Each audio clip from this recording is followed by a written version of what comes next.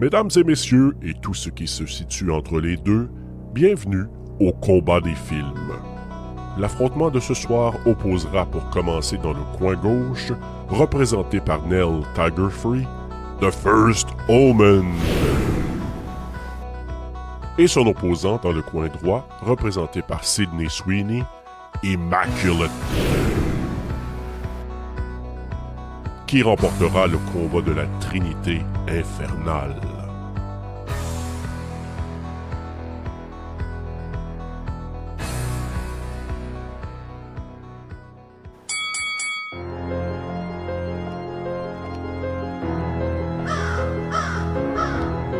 Bienvenue à la 6e saison de TSLP Terreur sur le pod. Bienvenue aux nouvelles et aux nouveaux. Pour les habitués ou fans de la première heure, vous savez que nous allons divulgacher le film au complet.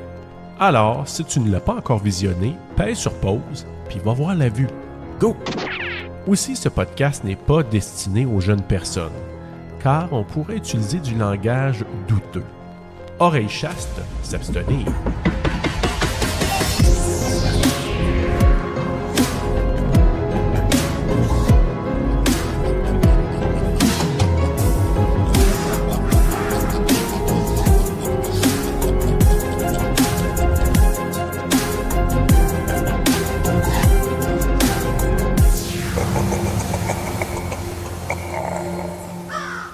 Bonjour, bonsoir, bonne nuit s'il le faut, bienvenue à TSLP Terreur sur le pod.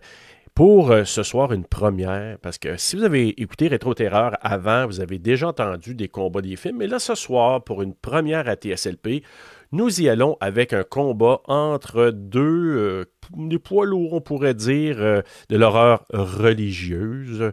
Donc, on va jaser ce soir de The First Omen versus Immaculate. Je pense que c'est la malédiction, l'origine, ou la malédiction, le commencement au Québec, et Immaculée. Donc, qu'on va jaser ce soir, et pour le faire, mes deux collaboratrices que vous connaissez très bien, Kim Letourneau. Allô? Et Ariane Bellil. Salut, salut! Hey, là, les filles, je ne sais pas comment vous sentez, là. On va faire un premier essai. Toi, Kim, tu as un petit peu d'expérience. Tu l'as fait à rétro pour des combats de films, puis on peut découvrir. Là, j'ai hâte de voir ce soir parce que je n'ai pas trop vos takes. On n'en a pas parlé. Puis, tu sais, on a vu, pour ceux qui ont écouté les épisodes de Rétro Terreur, ben, que des fois, ça peut être surprenant parce qu'on se dit, celui-là, c'est un gros canon, il y a un underdog, puis là, ben, finalement, ça peut arriver que l'underdog gagne. Là, celui-là, je peux vous dire, j'ai zéro idée. Là, j'ai peut-être des petites idées, mais en même temps, on va découvrir ce soir. Êtes-vous prêtes? Oui! Yes! Parfait. Donc, rapidement, là, pour ceux qui n'ont pas encore vécu l'expérience du combat des films, donc, on va parler de First Omen pour commencer. Donc, on va vous donner des petites informations. On va ensuite parler d'Immaculée. Puis, ensuite, on va faire des comparables sur certains points comme tels. On va vous les nommer au fur et à mesure. Donc, c'est comme ça qu'on va procéder. Mais pour commencer, moi, on a décidé de jaser de la malédiction, le commencement. Et je ne sais pas, avant de commencer avec ça, justement, avant de commencer, est-ce que vous avez vu l'original The Omen? Oui. Oui. Parfait. Donc, les deux, vous l'avez vu. Oui. Oui. Parfait. Mais moi, ça fait pas si longtemps. Moi, c'était au Spooktober l'année passée et c'était mon film religieux. Puis là, cette année, c'était aussi mon film religieux pour The First Omen. Ah! C'était comme une continuité. Cool. Une belle suite naturelle. Hey! C'est bon, ça. The Omen, Donc, je l'avais vu plus jeune, vraiment plus jeune, comme mettons en même temps que l'Exorciste. Fait que ça faisait vraiment longtemps. Je l'ai réécouté cette semaine. Je disais, c'est vraiment bon. J'ai vraiment réembarqué dans le film. Puis d'ailleurs, je vous dirais, là, à Rétro Terreur, c'est sûr que The Omen, je ne l'ai pas fait encore, va falloir le faire. Ni à TSLP, on ne l'a pas fait non plus, The Omen. C'est un gros titre. Puis j'ai hâte d'entendre votre take sur est-ce que vous croyez que c'est un beau raccord entre les deux films? Là? Je vais vous poser la question un petit peu plus tard. Mais avant tout ça, on va commencer avec The First Omen. Puis j'ai demandé, je pense que c'est Ariane, je t'ai demandé de nous faire un petit synopsis de ce beau film de 2024. Alors, je te laisse aller. Margaret, jeune novice américaine, est envoyée à Rome afin de prononcer ses vœux et intégrer l'Église catholique dans une communauté de religieuses s'occupant de jeunes filles orphelines. Elle se lie très vite d'amitié avec Carlita, adolescente mystérieuse et isolée des autres enfants. Elle se retrouve confrontée aux ténèbres qui l'amènent à remettre en question sa foi et à découvrir une terrifiante conspiration qui espère donner naissance à l'incarnation du mal. Ah, ah, ah. Ouais, donc, c'est bon, c'est bon. Donc, The First Omen, donc une petite fiche technique rapide. En français, La malédiction, l'origine, ça c'est en France. Au Québec, nous, c'est La malédiction, le commencement, réalisé par Arkasha Stevenson. On va commencer avec les noms. Donc, scénario de Tim Smith, Arkasha Stevenson et Keith Thomas, d'après une histoire de Ben Jacoby et d'après les personnages créés par David Seltzer, parce que c'est des personnages qui ont été, pour certains, ont déjà existé, là, des personnages qu'on voit un peu dans le film. Musique de Mark Corvin, direction artistique de Marco Cardi, Olga Djurjevic et Tizia Liberotti et Andrea Migliaccio. Pas là. Très beau. OK, je l'ai eu. C'était pas pire, hein? C'était quasiment poétique. Donc, décor de Eve Stewart, Beverly Dunn et Blake Muir. Costume de Paco Delgado. Photographie de Aaron Morton. Tu sais, on passe de Delgado à Morton, là. Donc, c'est moins exotique un peu. Le son de Michael Babcock, Rick Schnopp, David Seaman et Jonathan Wales. On pourrait dire rapidement produit par David S. Goyer et Keith Levine. C'est un film de 119 minutes en passant, donc quasiment 2 heures, là, sorti aux États-Unis le 5 avril 2024. Voilà, distribution rapidement. Nell Tiger-Free qui joue Margaret, Sonia Braga qui joue Sœur Sylvia, Ralph Ineson qui joue le père Brennan, Bill Nighy qui fait le cardinal Lawrence, le chien sale, Taufik Barhorn qui fait le père Gabriel, Nicole Sorace ou Sorace, Carlita, celle qui fait notre fameuse Carlita, Maria Caballero Luz, maudit elle, là. C'est qui se sac en... maudits. Ouais, mais elle, qui se sac en feu, là, ouf, c'est quelque chose. Moi, je l'ai appelée la Miyagotte. Ah oui, oui, t'aurais... Hey, c'est vrai qu'elle a une face particulière. Avouez oui, que, mettons, Miyagotte, elle aurait pu... Ça aurait pu être elle. Tu sais, ses yeux fous, là. Je trouvais qu'elle... Oui, très bon flash. Mais ça, c'est pas Luz. Luz, c'est son... Non, Luz, c'est son ami. Oui, Luz, c'est son amie. Moi, je parle de celle qui s'est pitchée en feu. C'est ça. Ah! Sister Okay. Angelica. OK, on s'en vient. OK, je m'en viens. Charles Dance, qui fait le père Harris qu'on voit au tout début. Là, Hey, il se fait, gros caméo, Oui. excusez, là, mais... tu te dis que, tu sais, mais en tout cas, il en perd la tête un peu.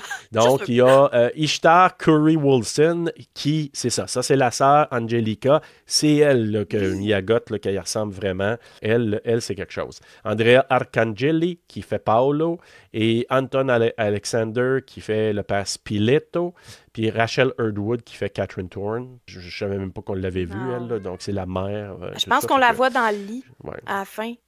Ah, C'est tout. c'est ça, t'as raison. Exactement. Donc, c'est un prequel au film The Omen ou La Malédiction pour ceux qui l'ont déjà vu.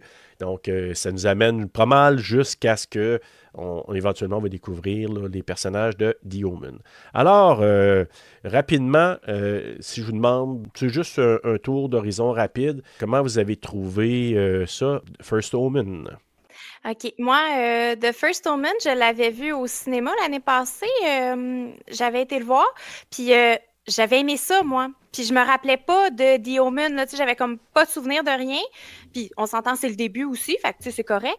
Mais moi, j'avais vraiment aimé ça quand j'étais sortie du cinéma pour vrai. Toi, Ariane? Moi, je l'ai vu pour la première fois la semaine passée avec des amis, parce que quand on peut inclure des amis pendant le Spooktober, on le fait, mais des fois, c'est un peu trop niché, fait qu'ils veulent pas, ils veulent pas se mouiller à écouter des films trop weird.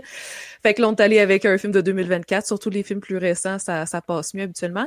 Puis on a tous bien aimé, c'est sûr que avec, mettons, le temps du film, puis le fait que, tu sais, je veux dire, oui, il y a des moments forts, mais c'est un film qui est quand même assez posé, là, donc tu sais, je sais que moi, j'étais avec une gang de boys, j'aurais aimé ça qu'il y ait un peu plus d'action. Moi, perso, ça m'a quand même convenu, là, c'est en plein dans mon style, là. La façon que ça part, le film, on s'entend, là, je veux dire, il y a un côté très, très, un ton vraiment bizarre, menaçant. On sent qu'il y a des...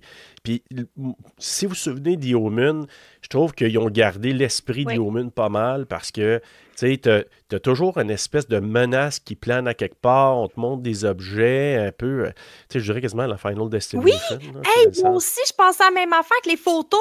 Ouais, puis la première scène aussi, là, ça fait un peu... Exactement. Ouais. Parce que tu te dis, OK, ils nous montrent ça, ça va dégringoler, puis il y a quelqu'un qui va le manger sa tête. Là, fait que, tu sais, c'était vraiment ça. Fait que dans The Omen, c'était carrément ça. Tellement je me suis dit, hey, Final Destination, ils ont-tu eu des inspirations Ah, j'ai avec pensé à la même The affaire. Omen Ouais, j'ai pensé à 76? la même chose. Ouais, hein? Ouais. Parce que quand j'ai repensé après, je me suis dit, hey, c'est vrai que The Omen, à chaque fois, il nous montrait des affaires. Il y avait un objet qui venait éventuellement pour transpercer un Qui te corps montre exactement ou sur quelque les chose du photos. genre. Tu sais, mettons, le journaliste, il y a comme une ligne, comme ça, il se fait couper la tête. C'est vrai. Brennan, il se fait comme rentrer le pieu comme ça. Pouf. Ouais. Oui. Sinon, ben, tu sais, dans ce cas-là, en résumé, vite, tu sais, encore là, c'est une conspiration pour enfanter le diable en l'antéchrist, là. C'est comme une bête qui enfante, Le qui va jacal. inséminer, là, le jacal, exactement. Donc, qui va enfanter. Puis on est dans la zone de Rosemary's Oui. Baby encore, là. Tout à fait. Ben oui, parce que, tu sais, le culte autour, là, qui la regarde se faire enfanter, c'est la même affaire que la scène dans Rosemary's Baby, là. Et Ben, il y a voilà. beaucoup de Oui. ressemblances, là, en général. Exact. Donc, ça, on n'y échappe pas. Tu sais, c'est sûr que c'est plus religieux que Rosemary's Baby. Tu sais, Rosemary's Baby, je dis pas qu'il n'y a pas de religion, mais c'est beaucoup moins présent. Tandis que là-dedans, tu es dans un couvent, la fille, elle veut se faire, elle veut, je sais pas Avoir comment ses on peut vœux. dire ça, là, avoir ses vœux, Faire ses vœux, faire ses oui. vœux. Donc, elle arrive là, puis là, il y a tout, tu sais, des personnages secondaires qui nous amènent à douter un peu. C'est qui l'enfant? C'est qui tu sais, c'est qu'est-ce qui se trame autour de ça? C'est qui les conspirateurs autour de ça? Est-ce que c'est des amis, des alliés ou non?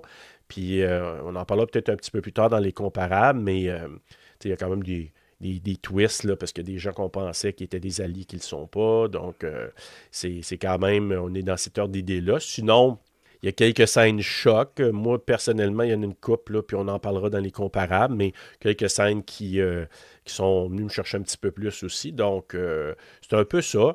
Mais évidemment, la religion est en plein cœur de ça. Donc, ça, c'est pour The First Omen. On va aller tout de suite, j'ai ma petite feuille, on va aller tout de suite vers Immaculate. Et là, ben, je vais te demander à ton tour, Kimi, de nous faire un petit synopsis. Oui, donc Immaculate. Nous allons suivre Cecilia, une jeune femme pieuse américaine à la recherche d'une nouvelle communauté religieuse. Elle va se retrouver dans une campagne italienne au sein d'un couvent sous l'ordre du père Tedeschi. Soudainement, elle va être touchée d'un miracle, mais rapidement, elle va réaliser que le couvent cache de sombres secrets. Ouh. Alors voilà, merci, très bon encore une fois, les filles, vous êtes top ce soir. Donc, vous avez une job à vie pratiquement, là, je vous dis tout de suite. Attendez-vous pour les synopsis. Donc, fiche technique, ben encore là, Immaculate, Immaculée en français, de Michael Mohan, scénario d'Andrew Lobel, musique de Will Bates, décor d'Adam Reamer, costume de Valerio Di Santis, Veronica Lopez, Fabio Marcoy et Tommaso Postiglione. Photographie d'Elisha Christian, son de Brian Parker, montage de Christian Massini. Donc, produit par Sydney Sweeney, qui est une des productrices. Donc, je savais pas. ouais. Donc, ben, d'ailleurs, c'est la raison pour laquelle le film s'est fait, parce que ça aurait pu se faire avant, finalement ça a avorté, puis là c'est elle qui est revenue avec l'idée du film en étant productrice, donc ça a ravivé la possibilité de faire le film, donc elle est là-dedans, donc avec Jonathan Davino, David Bernard, Teddy Schwartzman et Michael Heimler, donc et ça c'est un film de 89 minutes, donc plus court évidemment que l'autre, et sorti le 12 mars 2024, donc lui en mars et l'autre en avril. Ça sortit au départ au festival South by Southwest et vraiment le 22 mars en salle, autant aux États-Unis qu'au Canada, et l'autre en avril, je pense qu'on avait dit le 16, je me souviens pas trop là, pour The First Omen. Fait que, tu sais, à l'intérieur d'un mois, tu avais ces deux films-là avec des thématiques vraiment similaires qui sont arrivés là, sur nos écrans. Distribution de Sydney Sweeney, la Sydney Sweeney, qui joue Sœur Cecilia, qui, je ne l'ai pas dit tantôt, mais avec The First Omen, mais traduit au Québec dans les deux cas. Dans le cas de Sydney Sweeney, c'est sa voix au Québec, c'est Stéphanie Dolan. Alvaro Morte, qui fait le père Sal Tedeschi. Moi, j'ai dit Tedeschi. Comment t'as nommé ça? Tedeschi. Tedeschi. Donc, qui est doublé par Patrice Dubois. Et pour ceux qui ont vu la Casa de Papel... Je l'appelais comme ça tout le long, moi. Casa de Papel! Oui, Sergio de la Casa de Papel. Donc, tu sais, un contre-emploi, hein, quand même. Donc, Simona Tabasco est piquante un peu, elle. C'est Sœur Marie. Donc, la version québécoise, c'est Marie-Pierre Chamberlain qui le fait. Benedetta Porcaroli, ça, c'est Gwen. La sœur Gwendolina. Donc, c'est Elisabeth Gauthier qui la double. Giorgio Colangeli qui fait le cardinal Franco Merola. J'ai Dora Romano, la mère supérieure, qui est jouée par Joanne Garneau, qui fait du doublage depuis très, très longtemps. Et Giampiero Giudica, qui fait le docteur Gallo, qui est doublé par Paul Amarani, pour ceux qui le connaissent, là. Donc, je l'ai plus vu, moi, dans des rôles à la télé puis au cinéma qu'en doublage. C'est la première fois que je le vois comme doubleur.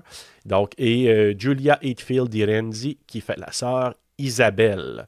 Donc, c'est ça. Puis, juste dire rapidement, là, c'est ça, le développement du film a commencé en 2014, quand Sydney Sweeney avait auditionné pour le film en 2014. Fait que le projet était abandonné avant le début de la production, mais une fois qu'elle joue dans Euphoria, c'est ça qui l'a lancé. Mais là, après ça, elle a acheté les droits du scénario, elle a contacté Michael Mohan, puis qui est un fréquent collaborateur à la réalisation. Puis lui dit qu'il y a de nombreuses scènes du film qui ont été inspirées de son éducation catholique. Donc, tout ça mis ensemble, se sont retrouvés. Puis, ils ont commencé à travailler sur le projet. Et donc, elle a joué ce rôle-là. Donc, ça, c'est pour la petite histoire là, qui a amené au tournage de ce film-là, qui s'est déroulé à Rome. Donc, puis qui s'est terminé, je pense que ça a commencé... tu vois, se déroule à Rome, se termine en février 2023, mais je pense que ça a duré quelques semaines, là.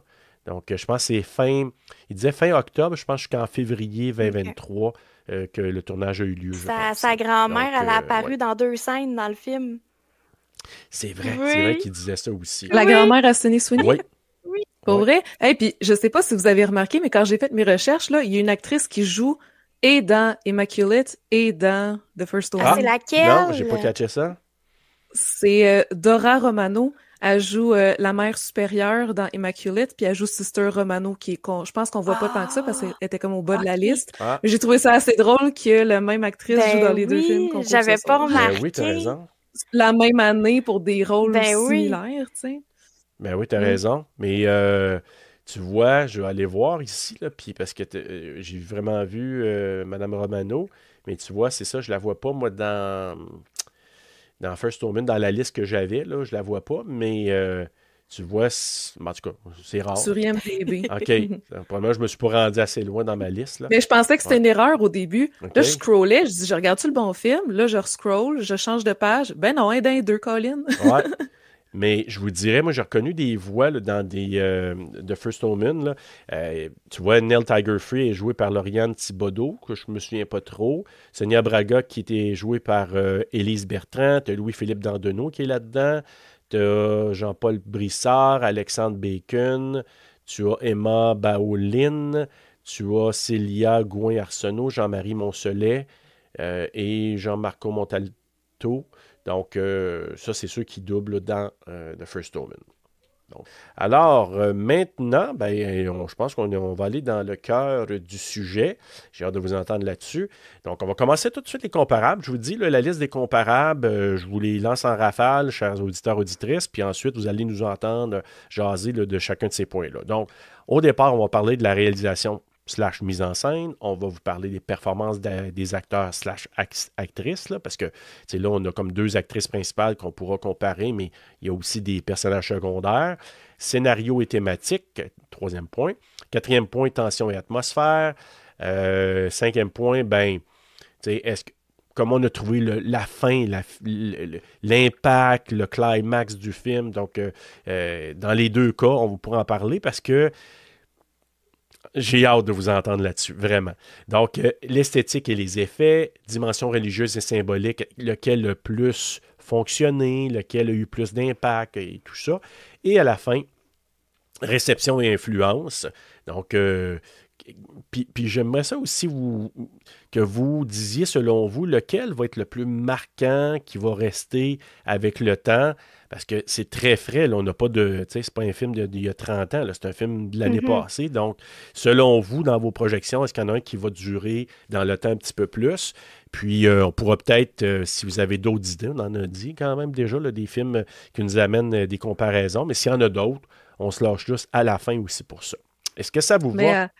Ouais, mais avant ça, tu voudrais pas qu'on te dise rapidement, quand on l'a vu pour la première fois, si on a aimé ça en Immaculate, général, comme tu veux avec, dire? Oui. Pour Immaculate, ben oui, c'est vrai, je suis en train d'oublier ça. Ben oui, vas-y. Mais rapidement. Oui. Moi, je l'ai vu pour la première fois l'année passée, en 2024, je Moi pense, quand aussi. il était sorti en vidéo sur demande. Puis honnêtement, moi, j'ai vu Immaculate bien avant The First Omen, parce que The First Omen, c'était la semaine passée. Puis je sais pas si c'est la raison pourquoi j'ai pas écouté The First Omen avant, parce que, étant donné que je venais d'écouter Immaculate, je pense que j'étais pas dans le mood pour écouter un autre film religieux. Puis j'ai vraiment beaucoup aimé ça. Je me souviens, j'avais écouté ça à la maison avec mon conjoint, puis honnêtement, c'était short and sweet, straight to the point, un petit peu plus hollywoodien peut-être, mais j'avais bien aimé mon écoute. OK, cool. Eh bien, moi, OK. c'est le contraire. Ah oui? OK. Oh, je n'ai pas aimé ça la première fois. Moi, j'avais vu First Omen en premier. Fait que peut-être que là, ça l'a joué un petit peu. Ouais, c'est ça, Puis, c'est sûr. Je te le dis, là, Immaculate, la première fois que je l'ai écouté, là, je pense que j'ai pas compris le film. J'étais pas concentrée, j'étais pas dedans, j'étais comme, je l'ai vraiment pas aimé. Mais là, à le réécouter avant, là, j'avoue qu'il y a des forces, le film. Puis à le décortiquer, puis à le comparer, il y a des forces, le film. Mais oui, il y a un peu une sauce hollywoodienne. En tout cas, ouais. Ouais. On s'en reparle. Ben, déjà là, on va en parler en comparaison d'actrices, mais tu sais, tu as une Sydney Sweeney. Là, je veux dire, quand tu as elle là, c'est sûr que tu vas te taguer beaucoup plus. Puis là, je sais pas, là, mais on va y revenir quand on va parler des deux, là, mais je pense que ça peut amener une certaine une lumière sur un film qu'on n'a peut-être pas eu sur l'autre. Fait que, on va en reparler de ça dans quelques instants. Donc, puis on n'a pas trop décortiqué Immaculate, mais finalement, c'est quelqu'un qui arrive, qui a eu une espèce de révélation, une révélation quand elle était jeune parce qu'elle est tombée dans l'eau froide, sous la glace, je pense. Elle a été sauve, elle a vu ça comme une intervention divine. Puis là, elle s'est dit « Oh, je suis appelée ». Puis à un moment donné, à l'âge où elle est rendue, elle est rendue au point qu'elle veut, elle aussi, là... Comment vous avez dit ça tantôt? Là, faire ses vœux. Oui, faire ses vœux. Oui. Faire ses vœux, donc être reçu, puis devenir une sœur vraiment cloîtrée, etc. et tout ça. Puis, dans les deux cas, on sent qu'il y a un potentiel d'émancipation entraîné par une amie qui pourrait... Il y a un potentiel de faire découvrir autre chose avant qu'elle s'engage directement. Une, on va un peu plus loin que l'autre, mais on a comme cette tentation-là qui sont là. Dans ce cas-là, ben c'est encore, on veut enfanter, mais c'est moins... Je dirais que c'est peut-être moins... C'est pas clair, là. Puis c'est peut-être moins surnaturel, peut-être. C'est plus génétique, c'est plus scientifique là, comme intervention. De ça, justement. OK, parfait. Donc, c'est plus cette avenue-là avec... oui, c'est scientifique et génétique parce qu'on se dit que le clou qui avait servi à crucifier Jésus, il y avait des résidus là-dessus, ils ont récupéré ça, un peu comme Jurassic Park là, avec les... on a réussi à cloner les dinosaures. Là, c'est... Mais c'est bon. C'est un peu ça. Fait que tu dis, là, ils ont découvert de l'ADN de Jésus, puis là, ils ont dit, avec l'ADN de Jésus, on pourra tirer de quoi avec ça, puis enfanter quelqu'un, puis avoir le prochain divin. Oui, c'est ça. C'est quelque chose comme ça. C'est un peu ça le résumé. Là. Recréer la scène biblique, là. Je sais pas, là. Ouais. C'est ça que vous avez compris, là, Finalement, oui. Je l'ai écouté 2 fois, puis je l'ai pas tant compris. C'est ça, hein, c'est pas clair. Ouais, non, c'est vraiment pas clair comment qu'elle tombe enceinte, là, excusez-moi, là. C'est pas ça le focus du film, je pense, non plus. Ouais. C'est plus Sydney Sweeney. Ouais. On va en reparler dans un instant parce que oui, c'est vraiment ça. On va commencer tout de suite avec la réalisation, la mise en scène, donc qualité de la direction, les symboles religieux, les esthétiques visuelles, plans, décors, ambiance. Qu'est-ce que vous en avez pensé? Si on regarde là, dans le cas de... on compare les deux. Qu'est-ce que vous avez détecté par rapport à ces éléments-là si on regarde là, vraiment le comparable? Là? Donc, tu sais, j'ai parlé un peu de l'élément hollywoodien, là, justement. Je pense que Immaculate est plus dans cette veine-là. Quelque chose qu'on s'attend un peu plus. La formule est un peu plus ce à quoi on s'attendrait habituellement versus The First Omen, qui surprend un peu plus, qui se permet d'être un peu plus artistique peut-être. Que d'ailleurs, j'ai peut-être préféré ce côté-là de The First Omen. L'histoire est un peu plus originale aussi, à mon sens, à moi. Tu sais, si on a fini Immaculate puis qu'on se pose encore des questions sur le pourquoi du comment versus The Omen, oui, des fois, il y a des passes qui sont nébuleuses, mais c'est un peu plus clair, là, à mes yeux. Puis, c'est ça, c'est moins dans le moule, là, qu'on connaît, là. Donc, moi, personnellement, mettons juste direction, originalité, je donnerais mon point à The First Omen pour ça. Ouais, tu vois, moi aussi, je trouve que le film, là, Immaculate, utilise Sydney Sweeney, OK? Je trouve qu'il utilise sa sensualité, son corps, vraiment dedans, OK? Puis, c'est pas nécessairement un point négatif tout le temps, mais là, le focus est trop là-dessus. C'est trop hollywoodien, puis je trouve que dans The First Omen, au contraire, c'est plus cru, c'est plus raw, animal, puis moi, j'aime ça. Je trouve que c'est plus vrai. Je crois beaucoup plus à Margaret qu'au personnage de Cecilia. Je me rattache pas à Cecilia. On dirait que j'aime mieux ce côté-là. La musique, tu sais, mettons, qui crée l'ambiance dans Immaculate, elle est bonne, mais je sais pas si vous avez remarqué, mais ça même tune tout le long. Moi, là, je pouvais la chanter après. Mon chum m'a appelé au téléphone après, puis je faisais la toune. J'étais là, mon Dieu, ça même tune tout le long, tu sais. Il y a une bonne ambiance quand même, mais ça vient un peu me déranger. Pour l'originalité, bon, l'ADN, ça peut être un peu plus original, mais c'est peut-être un peu tiré par les cheveux, je trouve, je sais pas. Fait que, ouais, je trouve que l'ambiance est beaucoup plus sinistre aussi dans The First Omen. Tu sais, ça commence, ça fait peur, là, déjà, là, c'est sinistre au début, puis après, pouf, c'est comme super féerique, la musique, quand t'arrives sur le title card, c'est comme, ouais, moi, je le donnerais à First Omen aussi, pour ça. OK. Est-ce que vous... là, j'ai comme un petit blanc. Dans The First Omen, là, au tout début, ça commence comment? C'est plus comme une question d'ambiance, puis c'est sa mère qui se fait enfanter par le jackal, c'est la première, là. Il prépare tout. C'est très, très sinistre, là, comme scène, ça fait peur. Elle se fait déjà comme, violée, là. On s'entend-tu, là? Okay. On peut le dire comme ça, là. Ben oui, c'est carrément ça, là. Ça commence déjà comme ça avec notre femme qui est finalement la mère de Margaret. Puis, est-ce que vous savez, c'est qui sa mère dans la gang après? C'est la sœur Sylvia. Non. C'est sa mère, oui.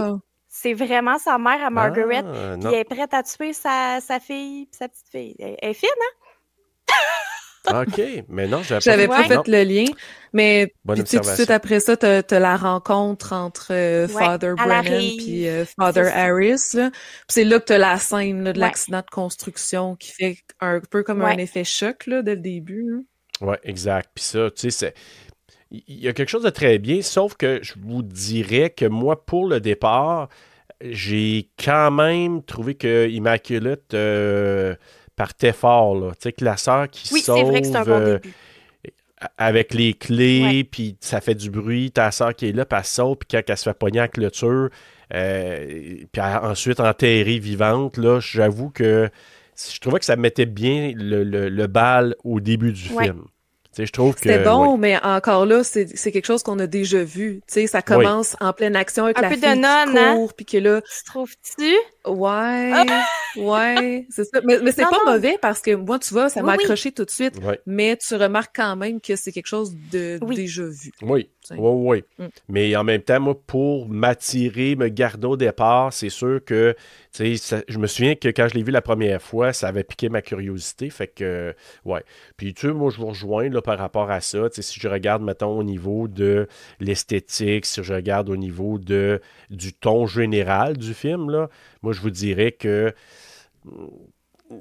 The First Omen est capable de nous garder un peu sous son emprise, là, pas faire de mauvais jeu de mots, mais par rapport au fait que il y a, c'est le Tantôt, ton. t'as dit que le film Immaculate avait été avorté. Ça, je trouve que c'était plus un jeu de mots. C'est vrai. Ah mon Dieu, j'ai dit ça. J'ai moi? bien mentionné, mais on a continué à te parler. Mais là, tu viens de parler de jeu de mots. T'as dit, ben là, Hey, je suis rendu, en fait, je m'en rendais même plus compte.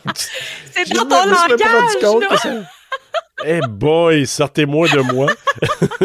Sacrifice. OK, ben voilà. Mais je vous dirais que c'est ça. Donc, au niveau, moi, tu sais, au niveau de l'emplacement, la ville et tout ça, tu sais, je trouve que c'est bizarre ce que je vais vous dire, j'ai trouvé ça plus exotique avec The First Omen qu'avec Immaculate. Ben oui, on voit. Tu sais, même les deux, ça se passe à l'étranger, c'est deux Américaines qui arrivent Oui, mais en on voit Italie, beaucoup là. plus l'Italie dans The First Omen. On voit beaucoup plus les Ouais. pop des années 70, La la mode. mode. Oui, il y a beaucoup plus de Oui. beaux plans, je trouve.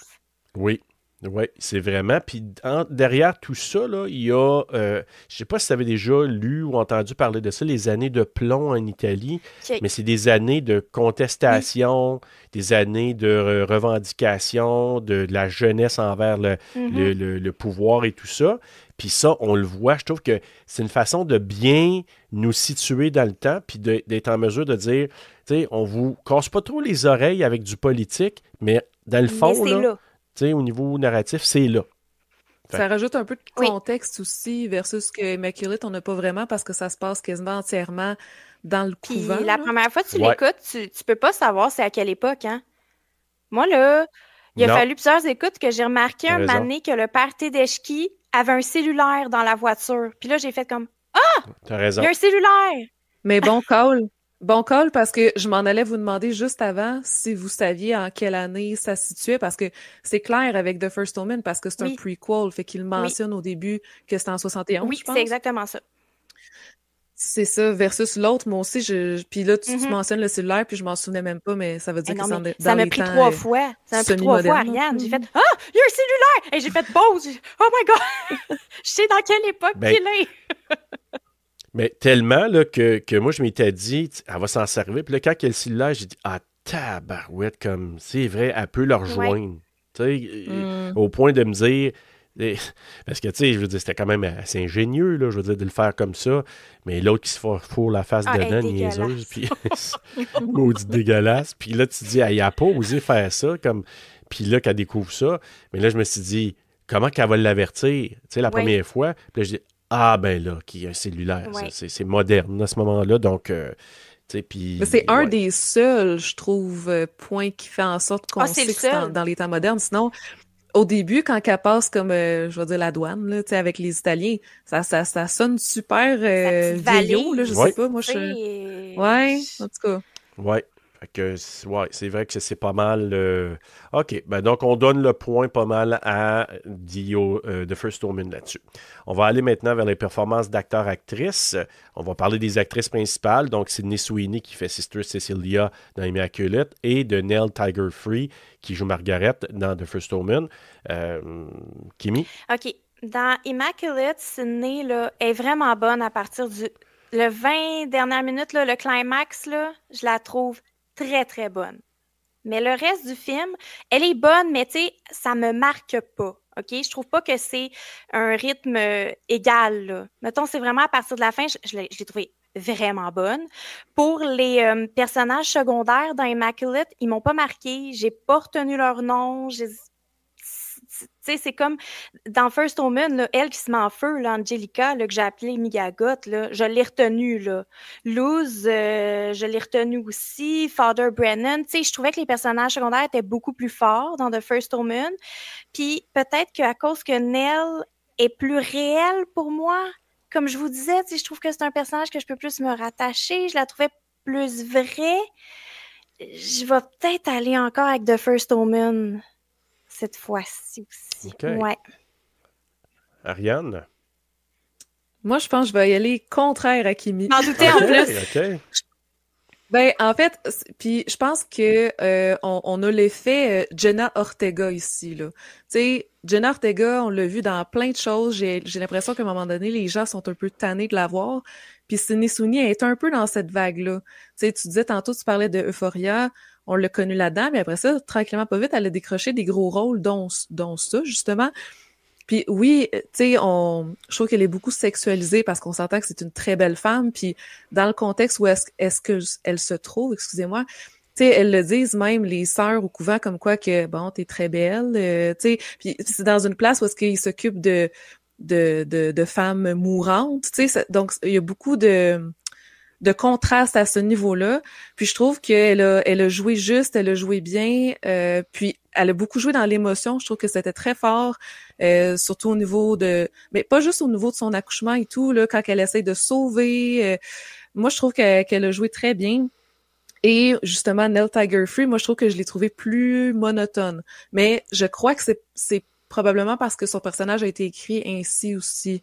Je pense que ça l'a peut-être pas aider à ce que son personnage était très en retrait. Je trouve que c'était quasiment pas elle le main character, là, c'était plus Carlita.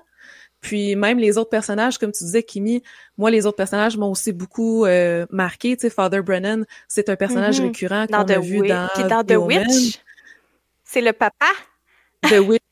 Ah, pour oui. vrai? Ah, c'est moi, vrai. Ah, c'est oui. lui qui fait le père? Ah oui, non, tu as raison. Excuse, je pensais, Ok. dans ma tête, je pensais que tu parlais de Excuse-moi. Witches avec Non, Angelica Houston. The Witch avec Anya, là. Oui, ben oui. Hey, moi... Ben oui, il est apparu à l'écran, puis j'ai dit aux boys, « Hey, c'est le papa dans The Witch! » Mais là, ils savaient tout pas de quoi je parlais. moi aussi, j'étais là, tu sais, j'étais toute seule, là. Ouais, fait que comme tu disais... C'est-tu Bill Nighy? Non, c'est c'est ça? pas lui. Non, Bill Nighy, c'est Non. le Cardinal Lawrence. Ah, c'est comme ok. la figure paternelle un peu voyons, j'ai Carlita dans la tête, mais... De de Il Nell s'appelle Tiger-Free, là. Ralph. de Margaret Il s'appelle Margaret. Ralph Ineson. Ineson, OK. C'est ça, Ouais. exact. Ok. Puis tu sais, juste avec, justement, on parlait du caméo de Charles Dance, même lui, tu peux t'en souvenir, même s'il est là comme Ben oui.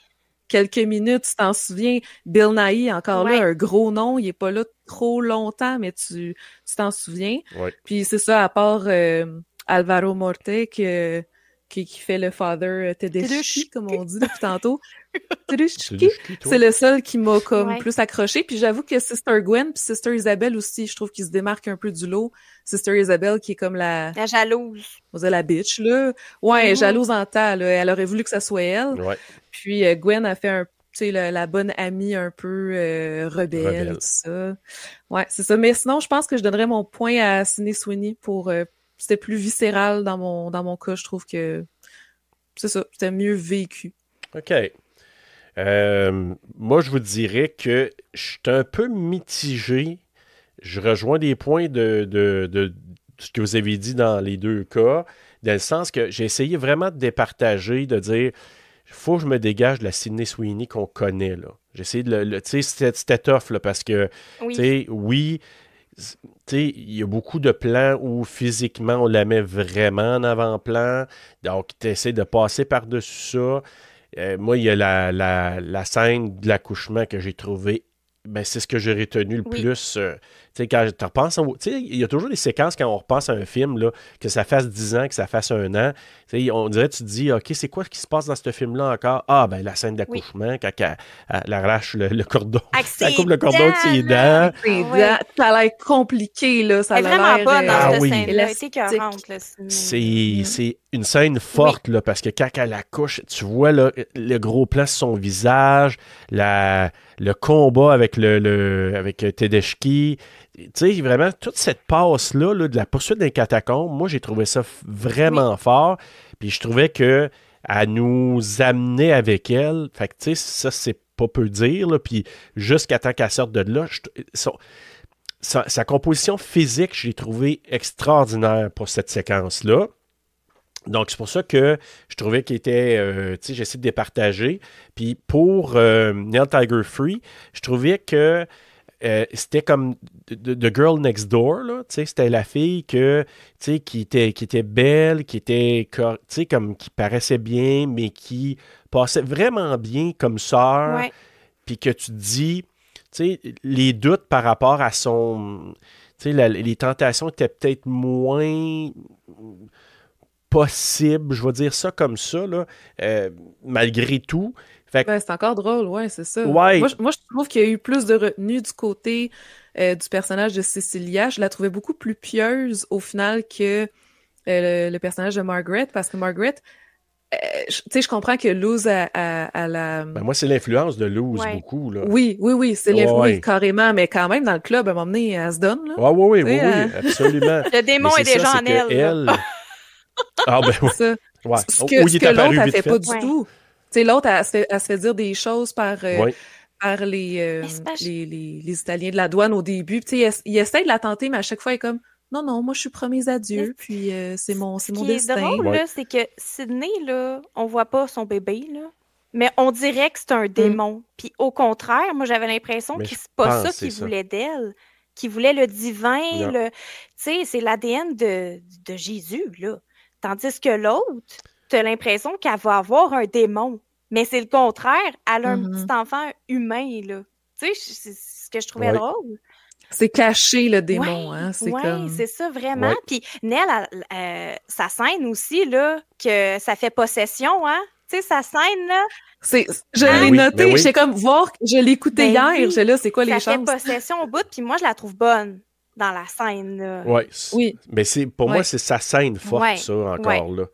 Parce que Tout à la fait. première fois que je l'ai vu, je dis, oh my God, possession. Puis, tu sais, c'est pas une des scènes faciles. Puis, tu sais, moi, je la connaissais pas. Je sais pas, vous la Game of connaissiez Thrones. d'autres choses avant, elle? Elle joue. Ah, ouais, Ouais, elle elle jouait faisait là-dedans? Myrcella. Elle fait une des filles de Ouais, Cersei. puis aussi... La fille de Cersei. Ouais.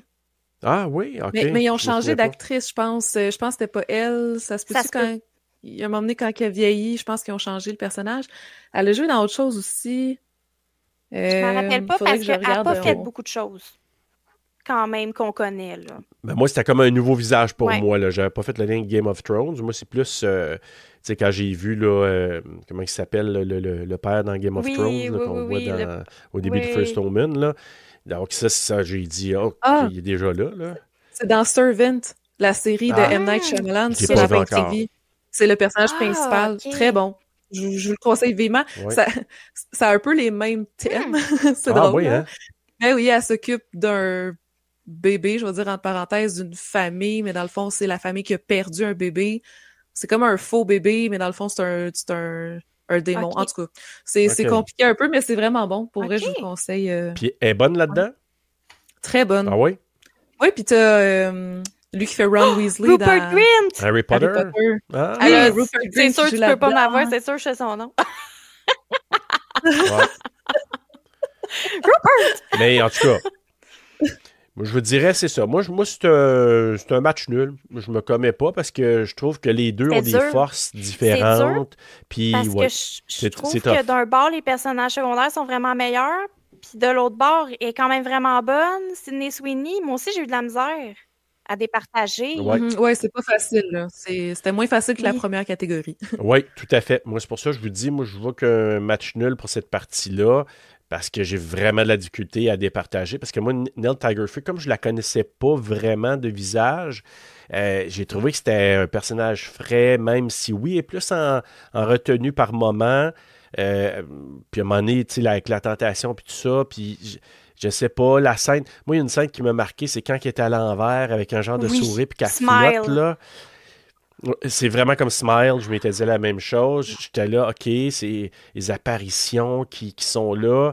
Je sais pas, comme je trouve qu'elle, par moment, tu sais, comme elle est capable de jouer différents tons, tandis que Sydney Sweeney, elle le fait par moment, mais son rôle l'amène à jouer peut-être différemment. C'est pour ça que je vous dis, je la discutais à à faire le point entre les deux parce que Sydney Sweeney, j'essayais vraiment de me détacher de son côté, de son sex appeal.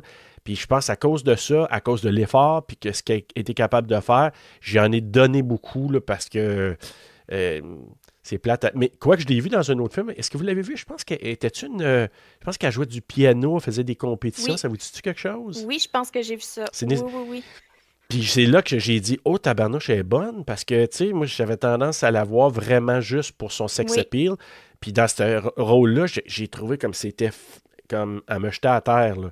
Fait que c'est pour Mais ça, là, elle va faire le rôle d'une boxeuse, là, dans un film Oui. qui s'en vient, puis ça lui ressemble pas du tout, là, mettons, de sa personne d'habitude, là, c'est un personnage plus carré, plus rough. Fait que j'ai hâte de la voir là-dedans. Je me dis qu'on pourrait être surpris. Ben, c'est pour ça, moi, je trouve que ça va peut-être la sortir de cette espèce d'image-là, puis tant mieux pour elle, parce que, tu sais, je pense qu'elle a plus de talent que ce que les gens veulent bien lui donner. Oui, elle est très bonne. Ouais. Oui, ben, elle est comme mise dans une boîte en ce moment, mais je pense qu'elle sort tranquillement pas vite de Mm-hmm. cette boîte-là. Ouais. Je vais peut-être checker tantôt le titre du film là, que je vous parlais, mais j'ai été agréablement surpris de voir le film là, où elle est pianiste et tout ça, puis t'es en compétition. Là.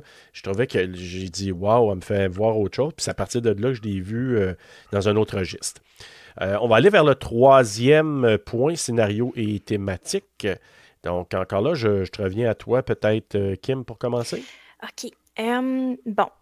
Là, dans cette question-là, là... OK.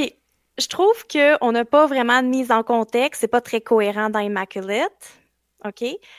Mais par contre, je trouve que, OK, c'est un petit peu tiré par les cheveux, je disais l'ADN, mais je trouve ça plus original, l'histoire de l'ADN, que The First Omen.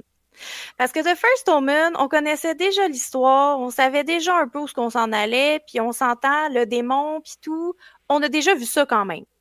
Tandis que prendre le clou de Jésus, tu sais, j'étais OK, ils ont été chercher ça loin, mais je trouve ça plus original quand même d'un côté. Je trouve que la maternité est beaucoup plus exploitée dans Immaculate. On voit Sydney tout le long qui est enceinte, tandis que dans The First Omen, c'est rapide, là. Comme, elle est enceinte le 6. Accident de char, puis oui, elle est enceinte le 6, elle accouche le 6. Ah, puis il veut l'emmener à l'hôpital, genre, pour qu'elle se fasse avorter. Je suis là, c'est parce qu'il te reste pas grand temps, girl. Là. Vous avez pas le temps de te faire avorter. C'est fini, là. Il n'y a pas de temps, là, tu sais. Fait que, je trouve que à cause de l'originalité, la maternité, la foi, il y a aussi beaucoup de manipulation dans les deux. Tu sais, dans les deux cas, il y en a. Fait que, ça m'énerve parce que c'est la cohérence que, tu sais, Immaculate l'a pas, mais dans les autres points, je trouve qu'Immaculate l'a plus. Fait que je l'ai donné à Immaculate pour celui-là. OK, cool. Ariane? Je suis allée un peu dans le même sens que toi, honnêtement. J'ai quasiment toutes les mêmes notes. Tu disais ton truc, j'étais comme, c'est pas mal ce que j'en ai pensé. Je te dirais que la seule différence, c'est que je trouve que l'histoire de The First Omen est beaucoup mieux ficelée. Dans le sens que je trouve que ça tient plus en haleine, parce que tu te poses vraiment des questions tout le long, à part à la fin, parce que comme tu dis, étant donné que, en fait, si tu as déjà vu The Omen, et moi, quand je l'ai vu, je savais un peu où ça allait découler versus les boys, ils le savaient pas, eux autres. Mais juste le fait que, ça part de photographie, un bébé qu'on sait pas c'est qui, mais là, à un moment donné, on sait que c'est quelqu'un, une fille qui est au couvent, là, on assume que c'est Carlita, sauf que là, le symbole est pas à la bonne place, donc c'est qui? Là, on peut faire le lien, tout ça. Mais oui, c'est ça. Moi, ce côté-là, j'ai beaucoup plus apprécié dans The First Omen, parce que j'ai trouvé ça plus développé, plus pensé, plus réfléchi, versus Immaculate, à part le fait que elle a vu la mort de près parce que, son cœur a arrêté de battre pendant 7 minutes suite à son accident, puis que c'est depuis ce moment-là qu'il la target un peu pour la recruter. Puis comme tu dis, il y a l'effet un peu scientifique aussi, prendre l'ADN et tout ça.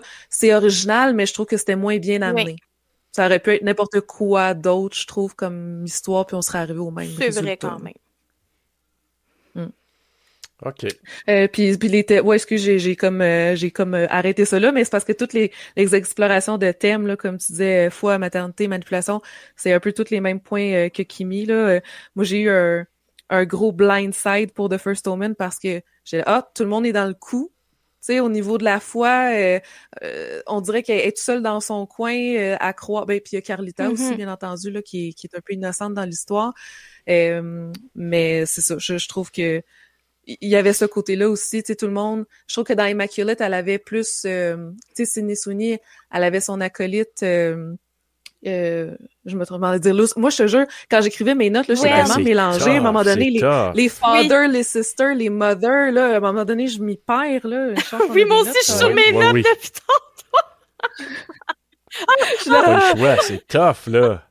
C'est ça, mais c'est les mêmes affaires que toi. Tu sais, on vit toute la grossesse vraiment dans Immaculate. On peut vraiment voir plus le côté maternité. On a aussi la fausse couche. Là, on en a parlé un peu tantôt avec une très bonne scène, puis c'était très suspense aussi. Là, on va en parler plus tantôt, là, mais ça m'a tenu en haleine de savoir elle va-tu réussir à s'enfuir ou pas. Ce qu'on n'a pas, je trouve, dans The First Omen, mais c'est amené d'une autre façon, là, le suspense. Ouais. Donc, c'est ça. Ben, moi, j'ai trouvé ça original dans Immaculate parce que le rendu, je suis d'accord que c'était mieux ficelé avec The First Omen. Par contre, il y a des choses que j'ai trouvées dans Immaculate qui étaient vraiment intéressantes. La passe des trucs en dessous des pieds pour marquer le fer, là, puis que ça devient comme quasiment un châtiment pour avoir voulu s'enfuir. Ben oui, parce qu'il y a une madame qu'on voit les mêmes croix en dessous de ses pieds. Fait qu'on sait qu'elle aussi, elle n'a pas été fine, la petite madame. Exactement. Oui, c'est une qui a... Puisqu'on n'a pas dit, je pense, dans Immaculate, là, c'est qu'elle est là pour s'occuper des anciennes, des sœurs qui sont rendues en fin de vie puis qu'elle doit s'occuper. Je pense que c'est ça, son rôle. Oui, puis c'est complètement l'inverse dans The First Omen. C'est des jeunes orphelines, c'est ça, c'est des bébés jusqu'à 18 ans et aider les jeunes filles qui auraient besoin d'accoucher aussi. Mais c'est le contraire dans Immaculate, c'est des femmes en fin de vie très âgées. Sydney. Mais savez-vous ce que j'ai marqué par rapport à ça, c'est que Immaculate rentre un peu dans la loupe des films qui utilisent la vieillesse comme élément de peur. Oui. C'est un peu comme dans The Visit, The Taking of Deborah Logan. Tu sais, puis moi, je suis pas fan de ça parce que ça montre que la vieillesse, ça fait peur. Puis dans le fond, c'est juste comme... oui, c'est vrai. Non, mais c'est vrai. Tu utilises juste la vieillesse, les gens, ils ont rien. Là. Ils sont juste vieux. Mon Dieu, ça fait peur. Comme dans X, mettons. C'est vrai. Oui, mais t'as raison. Fait que j'ai moins apprécié ce côté-là, mais en même temps, c'était pas le focus. C'est juste que, c'était comme... Bon, on a encore la madame qui arrive avec ses ciseaux en pleine nuit, là, excuse-moi, là, mais... mais elle avait des petits problèmes mentaux, là, on peut... Oui. Oui, vraiment. Puis tu sais, la scène aussi de la langue qui se fait couper, puis tout ça. Moi, j'ai trouvé, au niveau, en tout cas, de l'originalité, moi, je le donne à Immaculate. Au niveau du traitement, je trouve que The First Omen, peut-être un petit peu plus. Mais je vais le donner à Immaculate parce que j'ai de la misère avec The First Omen parce que tu sais, ça avait été un film toute seule, sans... qu'il y ait une attache avec un film existant déjà, ça aurait été plus facile parce qu'on serait parti de zéro. Tu sais, je me serais dit, hey, c'est vraiment original de penser à ça, puis etc.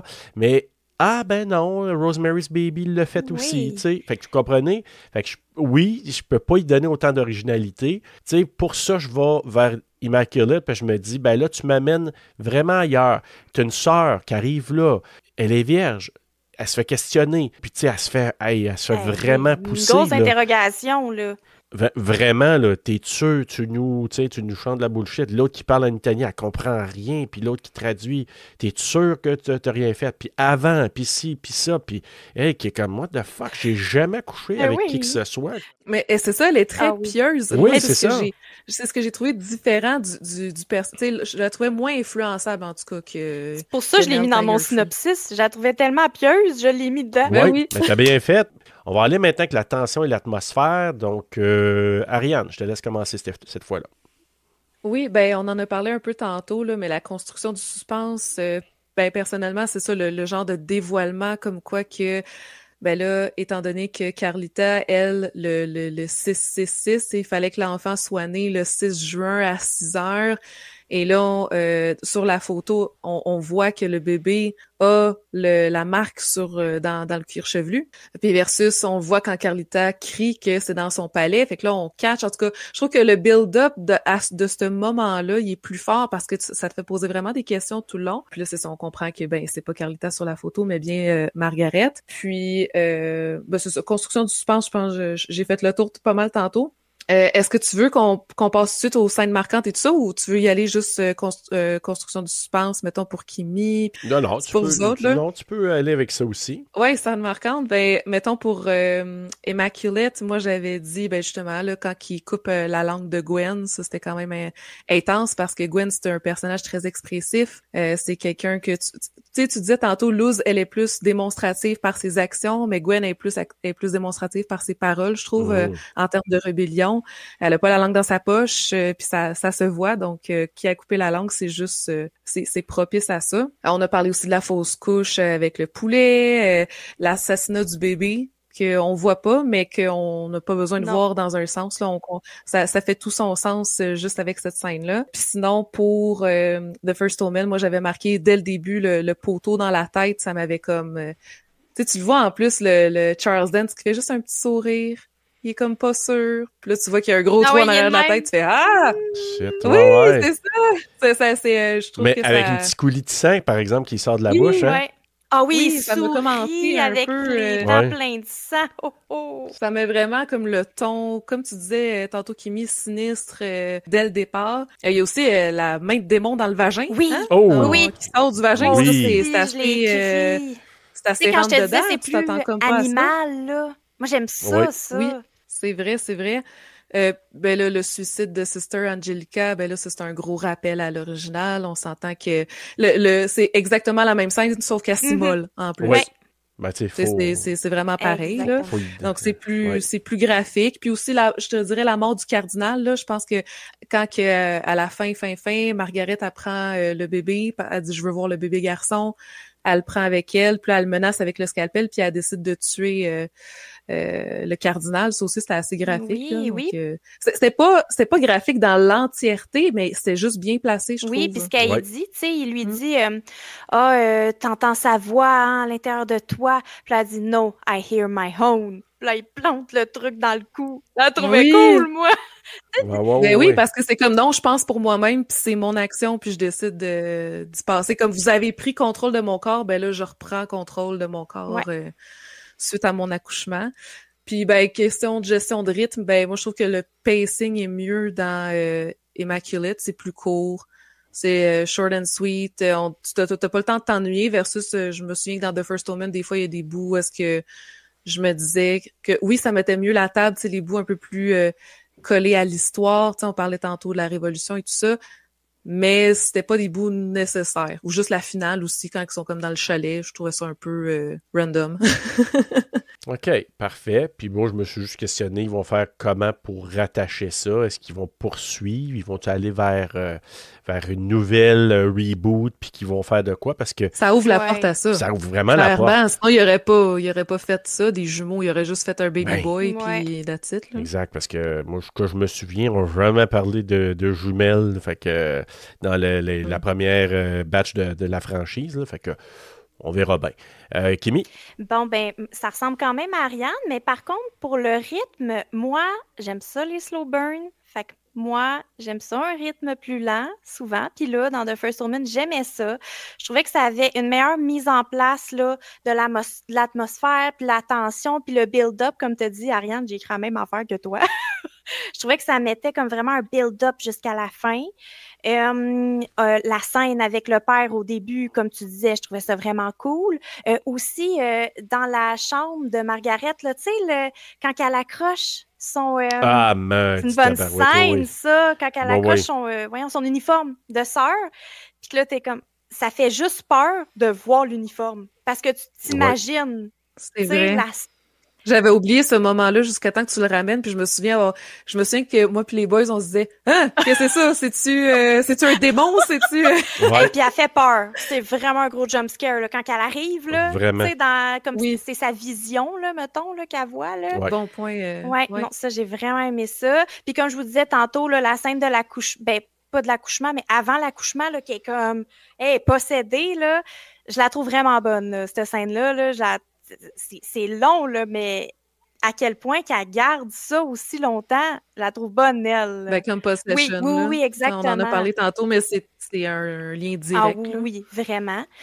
Pour Immaculate, bon, la scène du début qu'on parlait, c'était bon. Ça mettait quand même un bon suspense déjà. La scène avec le poulet qu'on a parlé, moi, je trouvais que c'était une autre bonne scène. Dans le rythme, moi, au contraire, je trouve que c'est un petit peu rapide, peut-être, mais il y a un bon rythme pour la maternité, comme je disais tantôt. Ça, j'aimais bien. Les vœux aussi, je trouve que c'est rapide en maudit. Et elle atterrit, puis le soir même, elle fait ses vœux, Sydney. Puis elle y tient, hein? Tu sais, comme je veux faire ce soir mes vœux. Mais t'as raison, par contre, t'as parlé de pacing, là, mais le Immaculate s'est séparé par trimestre. Oui, c'est ça, je voulais en parler, c'est vrai, je me l'étais dit aussi. Je trouvais que c'était un point fort, le marqueur de temps avec les trimestres de grossesse. Ouais, ça, c'était quand même cool de marquer avec les trimestres de grossesse. Je trouvais ça le fun. Mais je le donnerais à The First Woman quand même pour celui-là. Pour être honnête avec vous autres, je ne sais pas si j'ai vu le même début que vous autres dans The First Woman. Moi, il me semble que ce que j'ai vu, ça commençait, en tout cas, j'ai-tu manqué un petit bout, mais il me semble m'avoir vu que ça commençait à l'église. On dirait que je n'ai pas vu comme la mère de Margaret, là, finalement. Là. Mais moi, j'avais été vraiment... Sur le côté ambiance, je trouvais que The First Woman, au départ, nous amenait vraiment, faisant un lien direct avec l'original. Je trouvais qu'il y avait le ton qui était vraiment pareil. Donc, ça m'amenait une atmosphère qui me disait, OK, ils ont réussi, là. Dès le départ, ils ont réussi à nous créer quelque chose qui était un lien direct avec ce qui a été sorti il y a comme... pratiquement quasiment 50 ans passés. Là. Donc, je trouvais que ça, c'était fort. Puis, nous mettre ça dans un cadre moderne pour nous, mais bon, qui n'était pas moderne à l'époque, évidemment. Là, je veux dire, ça se passe des années 70. Mais pour moi, là, je trouvais que au niveau de la tension, ils ont bien réussi. Dans Immaculate, moi, je trouve, moi, personnellement, quand ça a commencé, puis je me reporte à la première fois que je l'ai vu, moi, ça m'a vraiment embarqué dans le film parce que je vais être honnête avec vous, je l'avais visionné en me disant, je vais regarder ça. J'avais vu le film, là, justement, de Sydney Sweeney pas longtemps avant ça. Puis je m'étais dit, peut-être qu'elle va bien s'en sortir, puis bon, il va peut-être avoir des liens avec d'autres films religieux qu'on a vu avant, puis etc. J'allais un peu de reculons, pour être honnête avec vous autres, là. Fait que, quand ça est parti, ça m'a embarqué dans le film en partant. L'espèce de tension, là, elle veut se sauver, puis là, t'as les sœurs habillées en noir qui arrivent, puis la patte qui se fait casser, la jambe qui se fait casser sur la clôture. Moi, ça m'avait embarqué en partant, puis qu'elle se retrouve enterrée, là. Peut-être parce que c'est une grande peur que j'ai, je sais pas, mais moi, ça m'avait vraiment embarqué dans le film en partant. Fait que pour la tension, l'atmosphère et tout ça, je trouve que moi, ça m'avais vraiment gardé dedans. Puis encore là, je vais le donner à Immaculate pour la seule et bonne raison, j'ai vraiment de la misère encore là avec le fait que The First Woman, je ne peux pas me détacher de l'original. Des scènes marquantes, moi, par exemple, dans The First Woman que je vais y donner, tout ce que vous avez nommé tantôt, c'était très bon, mais la scène de la césarienne, là, je m'excuse, là, mais qui arrache, là, je veux dire, il ouvre le ventre puis il arrache le bébé, là. Hey, ça, là, j'ai jamais été enceinte, là, mais j'étais vraiment tout croche quand j'ai vu cette scène-là. Je trouvais que c'était comme intense, là. J'ai un mot du jour, si vous voulez. Ah, vas-y. Tout ça m'a créé une tocophobie. Oh! Donc ça, qu'est-ce que tocophobie? La peur des césariennes. C'est la peur de la grossesse, d'être enceinte, d'accoucher, tout par rapport à la grossesse et l'accouchement. Ça m'a créé ça dans les deux films. T'as raison d'avoir peur parce que c'est une expérience hors du commun pour l'avoir vécu. Puis personnellement, sans trop rentrer dans les détails, moi, j'étais prévue d'accoucher naturel, là. Puis tout s'enlignait là-dessus. Puis finalement, d'urgence, c'était césarienne. Fait que j'ai vécu les deux, là. J'ai vécu comme tout le travail, puis la césarienne à la fin. Mais c'est zéro comme dans les films d'horreur, là. Tout est bien organisé. Oui. Mais je peux comprendre que quand tu vois des films comme ça, ça te rebute un peu, hein. Ouais. Mais j'ai remarqué que dans Immaculate, Tedeschi, il fait comme une genre de césarienne à Sydney Sweeney. Il commence. Ouais. Puis finalement, la couche naturelle dehors. Parce qu'elle a réussi à y rentrer le clou de Jésus dans la gorge. C'est ça. Mais je sais pas, je me suis dit, je sais pas si ça aurait été possible, tu sais, à moins qu'il avait pas traversé les, genre, 7 couches. Parce que c'est vrai qu'il l'a l'a ouvert en maudit, là, quand il passe le couteau. Moi, ça m'a étonnée quand elle a commencé à forcer dehors pour accoucher naturel. Je me suis dit, est-ce que ça se peut? Ça m'a comme un peu sorti du film. Du momentum, OK.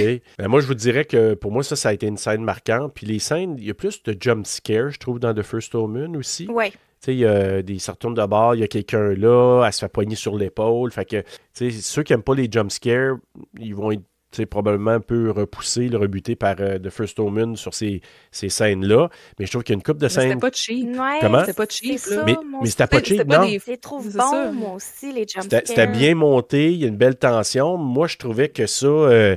il y a une couple de fois, je regardais justement la passe dans la chambre quand elle regarde, puis ça me rappelait encore là une scène de Conjuring, quand la petite fille dans la chambre, elle regarde, là, y a-tu quelqu'un qui est dans le coin de sa chambre? Fait que moi, ce genre de scène-là, ça fonctionne avec moi parce que ça me crée une petite tension, là, un petit quelque chose. Fait que moi, j'ai trouvé que c'était des scènes qui étaient vraiment marquantes.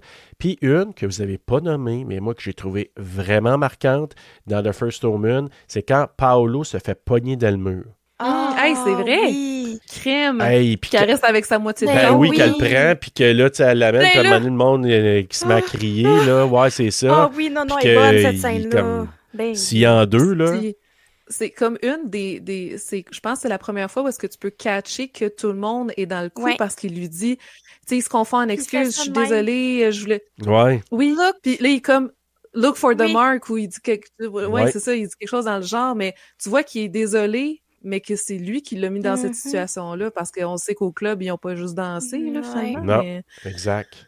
Fait que, mais cette fin-là, là, tu sais, de brutale à la Final Destination qui se fait ramasser d'un coup, tu sais, puis... C'est vrai, encore Final Destination? Mais oui, c'est pour ça, encore là. Fait que, tu sais, tu dis, bon, ben, OK, ils se référencent l'un et l'autre, là, fait qu'ils se reconnaissent, mais... Tu manques juste Devon Sawa. Oui, c'est ça! Il arrive par rapport. Peut-être. Allô? Ah ouais, ils sont direct de Chucky pour s'en aller dans le futur le futur Omen, s'ils partent une autre... tu sais, ils pourraient faire le père Tedeshka. Ouais. C'était marquant. Là. Pour moi, on n'en voit pas des tonnes de même. Ça le dépose à terre, puis comme... c'est comme très, très graphique. Là. Je pensais pas qu'il serait allé là avec la scène de la main du diable dans le vagin. Là. Parce que c'est caché. Il y a un moment donné, il y a comme des infirmières ou médecins qui cachent. Là. Oui, tu vois le vagin stretché à l'accouchement. Oui, vraiment. Il n'y a rien caché. Ils vont là. Fait que c'est assez marquant. Donc, moi, je dirais que ça. Puis le rythme encore là, oui, plus court avec Immaculate, straight to the point et tout ça. Moi, The First Omen, je trouvais ça, ça m'a pas dérangé. Oui, il aurait pu être raccourci un petit peu, mais je trouve que quand même, ça m'a gardé quand même tout le long là, dans le film, donc ça m'a pas trop dérangé. Garde, moi, je vais y donner à The First Omen, dans celui-là. Voilà. La finale et l'impact du film. Donc, climax, twist ou révélation, est-ce que c'est marquant comme fin et tout ça, là? Donc, je retourne à toi, Kimi. Pour Immaculate, donc le climax, comme je disais tantôt, il est vraiment efficace. Pour moi, c'est le meilleur moment du film, là. Quand elle commence par tuer la nonne avec la croix, que là, elle part, elle met le feu, puis on ramène le lighter, un implant, hein? Je l'ai écrit. Implant. Je les ai écrits en majuscule. Implant. Implant. La fuite Il est de retour. La fuite d'un catacombe, la mort du père Tedeshki, l'accouchement, c'est vraiment bon, là, cette scène-là. Là, moi, je trouve que le climax est vraiment efficace.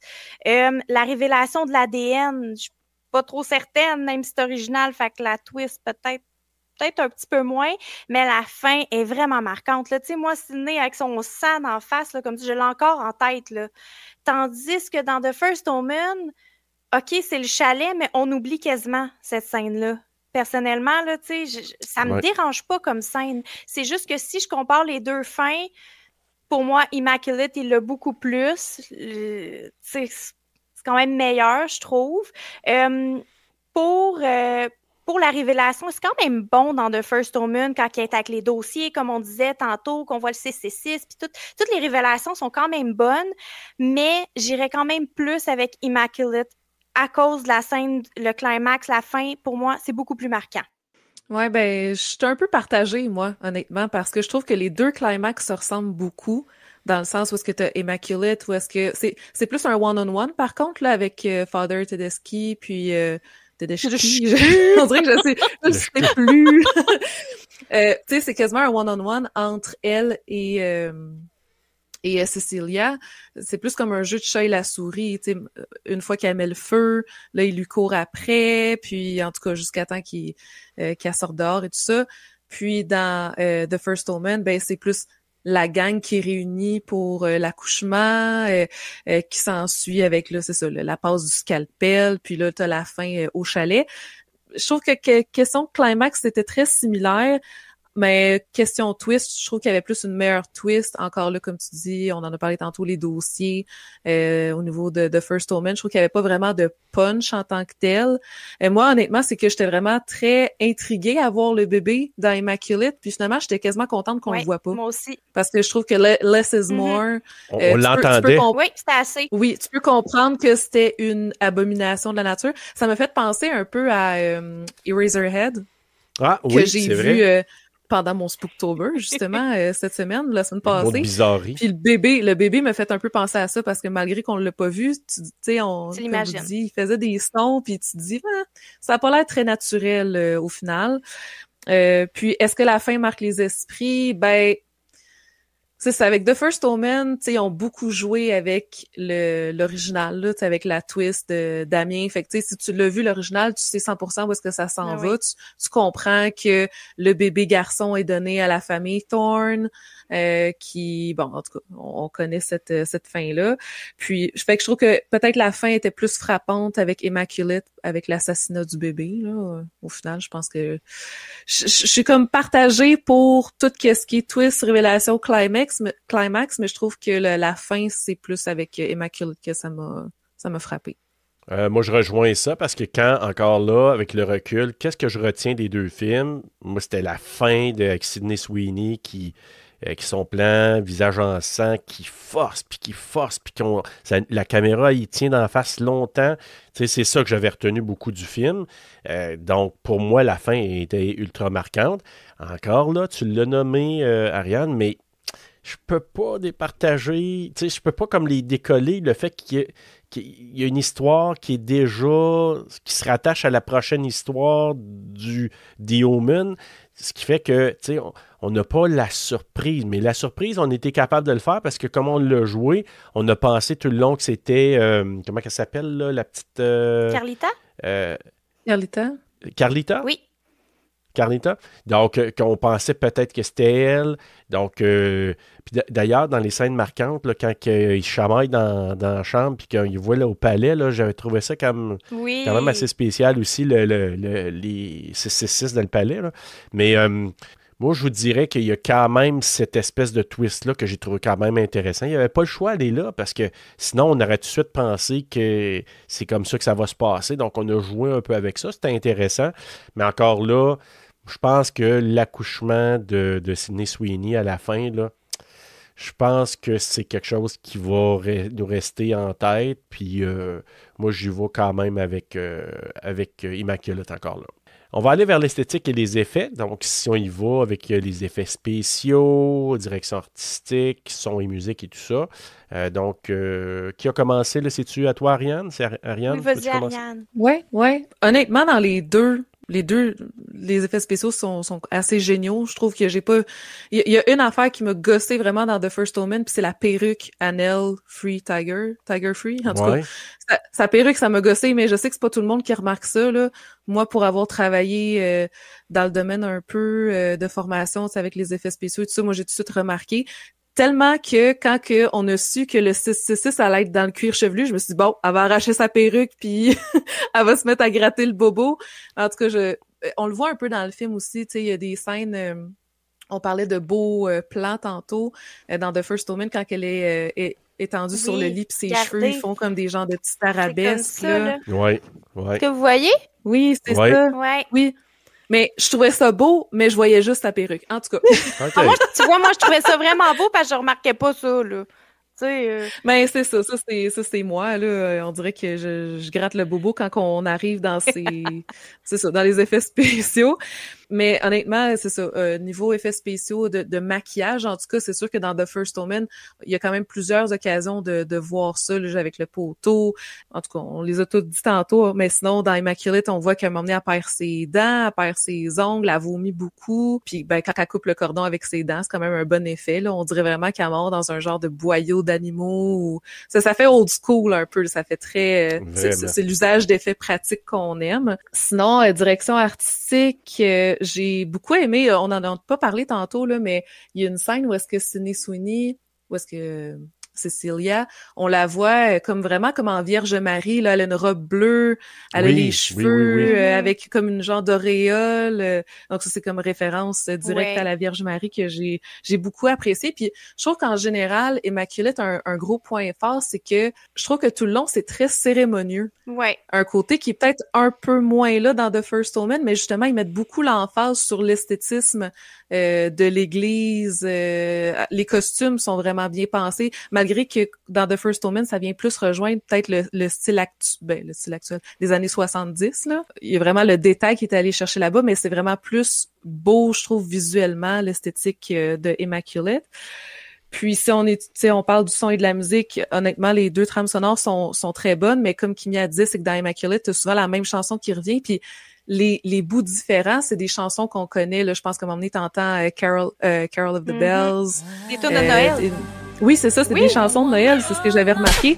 Dans The First Omen, c'est beaucoup plus différent, là. J'ai écouté la trame sonore, puis elle m'a vraiment plus marqué. Puis c'est à ce là, niveau-là. tu sais, Oui. Vraiment, là. Oui. Donc, ce serait ça pour moi. Kim. OK, donc, comme on disait, la musique, l'ambiance, je l'aime mieux dans The First Omen. Moi, j'aime beaucoup l'esthétique des années 70. Je trouve ça beau. J'aime ça voir Rome à l'époque des années 70. Je trouve ça vraiment cool. La musique du début, je disais même que ça ressemblait un peu à The Witch, là, quand le père Harris il meurt. Ça faisait un peu la même affaire. Je trouve aussi... Ah oui, je m'étais écrit la voix envoûtante de la sœur Sylvia à l'intercom. Silencio. Oui. Oui, c'est vrai. Je trouvais ça, là, ça me faisait peur. Et moi, je serais retournée dans mon lit, hein. Je peux-tu te le dire? Ça me faisait peur.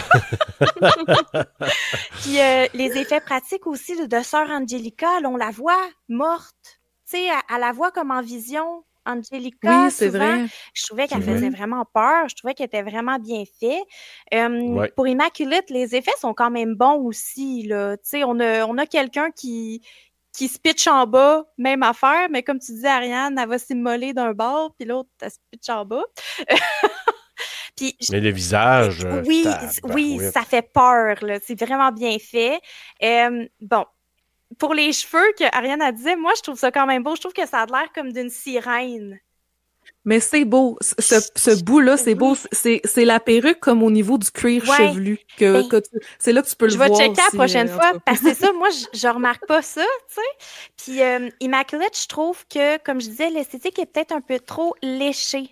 Moi, j'aime un peu moins ça. Tu sais, j'aime mieux l'autre aspect, fait que je dirais plus The First Omen pour celui-là.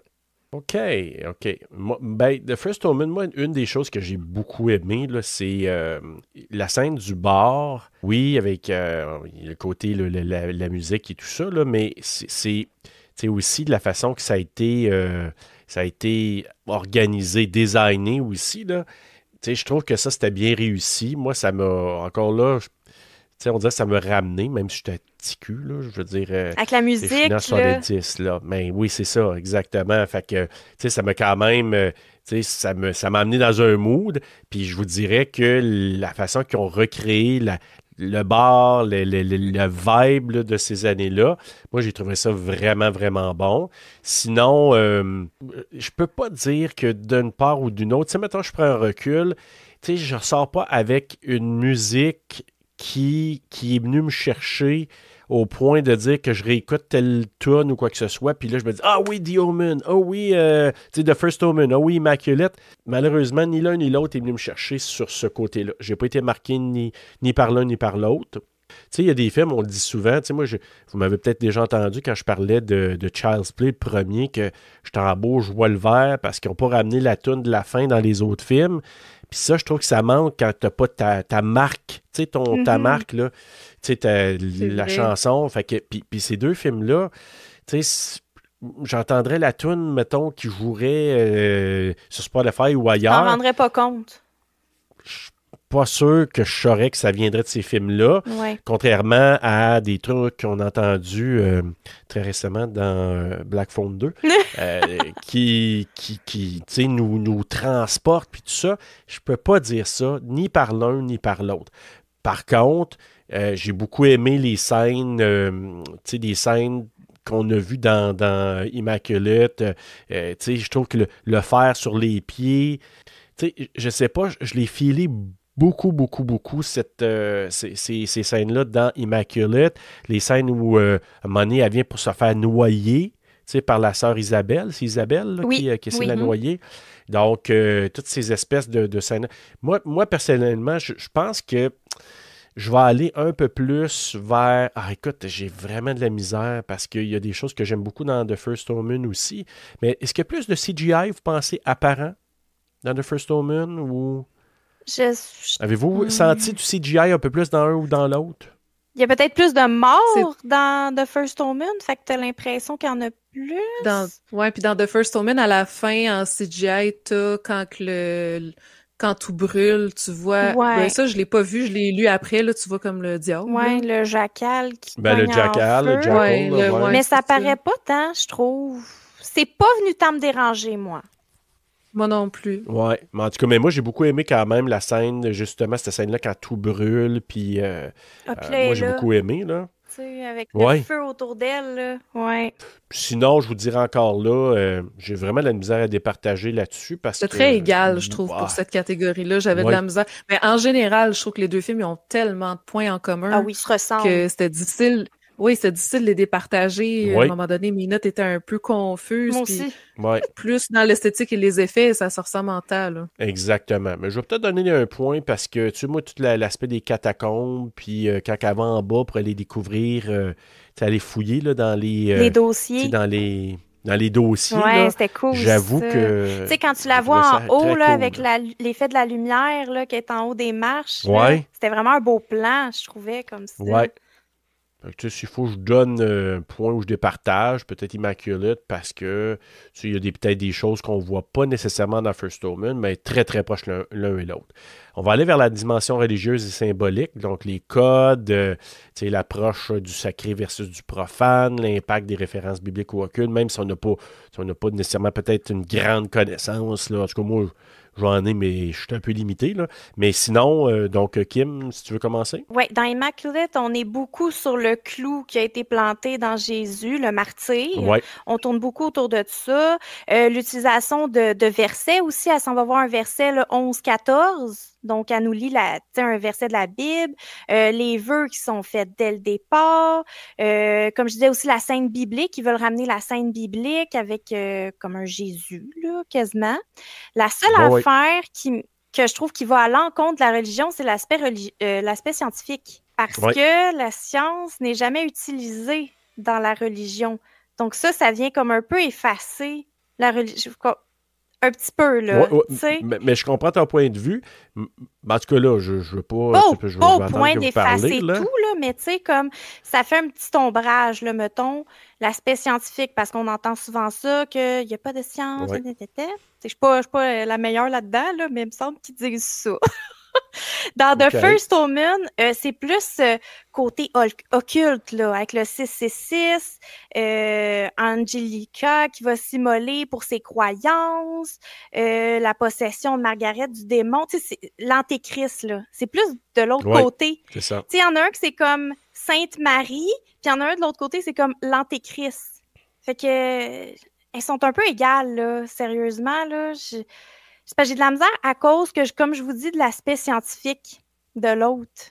J'ai de la misère à départager. Qu'est-ce que vous en pensez? Vas-y, Ariane. Je suis pas sûre, moi. Ben, écoute, moi, je suis zéro pied de bord calée en religion. Je l'avoue, je suis athée. C'est pas un sujet qui m'intéresse. Je crois en une... quelque chose de plus haut que moi, mais bon, en quoi en tant que tel, je sais pas. Fait que honnêtement, ce côté-là, je l'ai vraiment pas creusé, puis tous les points que tu as nommés, ils étaient aussi dans mes points, la symbolique du 666 qui revenait, la date et l'heure, aussi, c'est ça en tout cas, honnêtement, moi, j'approfondirai pas plus parce que je vais me renfoncer. Honnêtement, j'ai aucune connaissance là-dedans. Moi, les films religieux, en général, je les aime pas tant parce que justement, ça vient pas me rejoindre. Donc, je préfère m'abstenir, mais sinon, du peu que j'avais décrit, ben oui, puis du peu que j'avais décrit, c'est pas mal tout ce que Kimi a déjà mentionné. Là. OK. Mais moi, je vais faire du pouce avec Kim, ce que tu parlais au niveau science versus religion. Moi, j'ai trouvé ça intéressant pour Immaculate parce que c'est souvent des opposés depuis la nuit des temps parce que mais c'est carrément ça parce que, tu sais, c'est toujours la religion, on se base sur la croyance sans nécessairement avoir de preuves. Tu sais, de dire, tu sais, puis c'est pour ça là, que c'est intéressant avec Sydney Sweeney quand c'est Cecilia, son nom de personnage, quand elle se fait interroger parce qu'elle, elle se dit, hey, moi là, j'embarque avec ma conviction, je suis pur, j'ai pas couché avec qui que ce soit. Lâchez-moi, comme vous me mettez à l'épreuve présentement, mais moi, je vous le dis, là, il ne s'est rien passé, j'ai rien fait, là. Fait que, tu sais, d'avoir cet aspect-là de croyance vraiment sans faille, là, c'est intéressant. Puis là, de l'autre spectre, tu as l'aspect scientifique dans lequel on va aller travailler là-dedans. Puis la religion, c'est souvent ça, c'est de dire, demande pas. Parce que moi, quand j'étais jeune, j'étais servant de messe, je pense que je l'ai déjà dit. Puis, oui, le petit pieux de Sergio. Je l'avais déjà dit, là, imaginez-vous, avec une auréole sur la tête. Mais je vous dis ça parce que quand je posais des questions, puis je pense que je l'avais dit aussi à ce moment-là, tu sais, j'étais très, très, très curieux. Puis on me disait, n'essaie pas d'expliquer, c'est un mystère. On me disait ça, là. Vraiment, pratiquement, là. Il est grand, le mystère de la foi. Hey, je m'en allais le dire, puis là, je connais pas les mots à Ah ouais, moi, là, j'ai des affaires en tête par cœur. Puis là, mais, tu sais, moi, c'était toujours d'avoir œuvré un peu là-dedans. Il y avait quelque chose d'intéressant parce que c'était très mystérieux, mais en même temps, moi, je voulais des réponses. Puis je trouve que la science est capable de t'amener certaines réponses, mais la religion ne veut pas toujours aller là parce qu'on veut garder les gens un peu dans l'ignorance. Ouais. Fait que moi, je trouvais dans Immaculate le fait de jouer sur la pureté du personnage de Cecilia versus Tedeschi qui, lui, avait de l'air super... Tu sais, un personnage qui était là pour l'aider, la mentorer, puis tout ça, mais tout le long, c'est un gars qui manipule avec des tentatives. On a vu dans le laboratoire, il y avait toutes sortes d'expérimentations qui avaient été faites. Il y avait plein de flacons de sang. C'est ça, exactement. Fait que là, tu te dis, OK, puis ils ont permis de faire ça, cette congrégation-là. Fait que je m'étais dit, tu sais, pour le côté, la dimension religieuse versus la science, je trouvais qu'il cotait vraiment fort celui-là.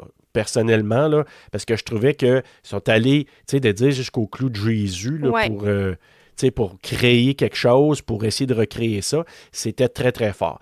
The First Omen, là où il cotait très fort, c'est encore là, comme tu l'as dit, c'était le côté, on veut créer l'antéchrist, là.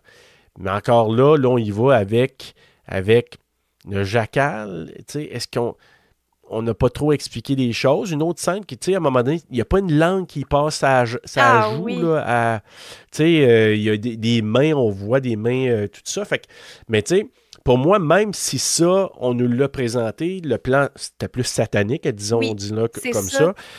Je trouvais que, encore là, ça n'a pas été trop développé. Là. On sait qu'un jacal, c'est pas le mec qui l'a enfanté, mais on ne sait pas plus par rapport à ça.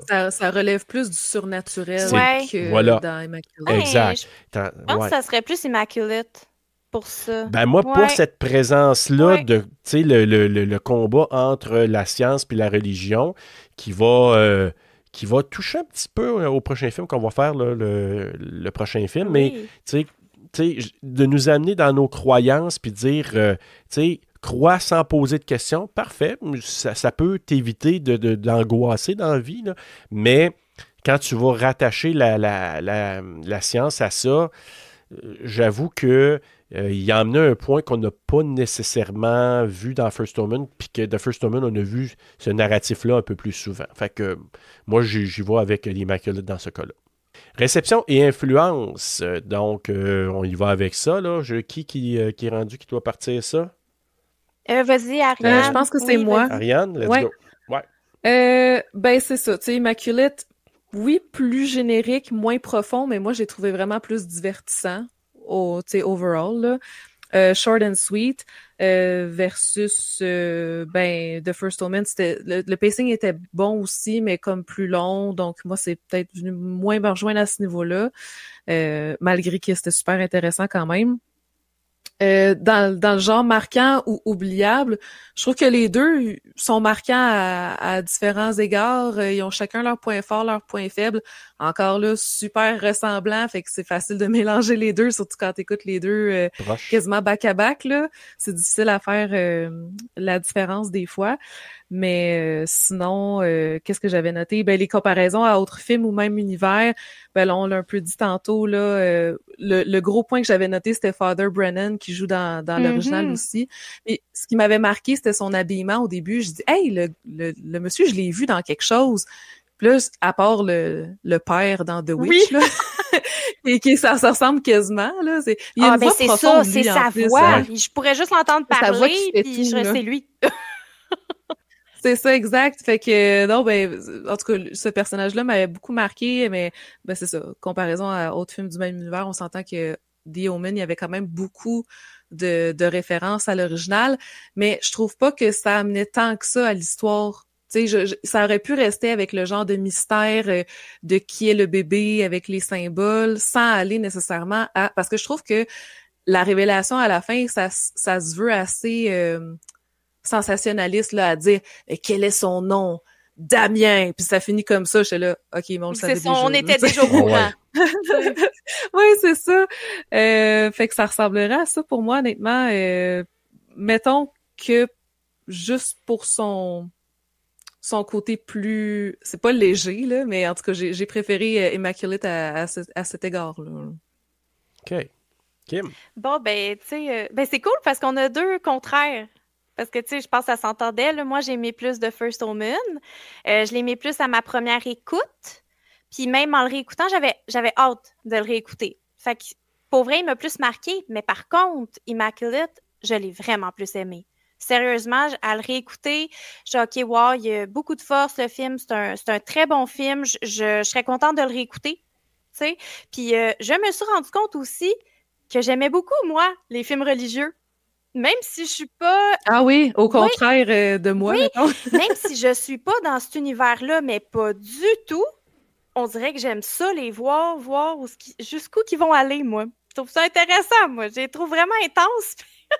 Puis moi, j'aime quand même ça. Tu sais, comme Midnight Mass, là, que je t'avais dit, là, c'est très, très religieux, puis j'avais vraiment aimé ça. Fait que tu as peut-être pas aimé ça, finalement, Ariane.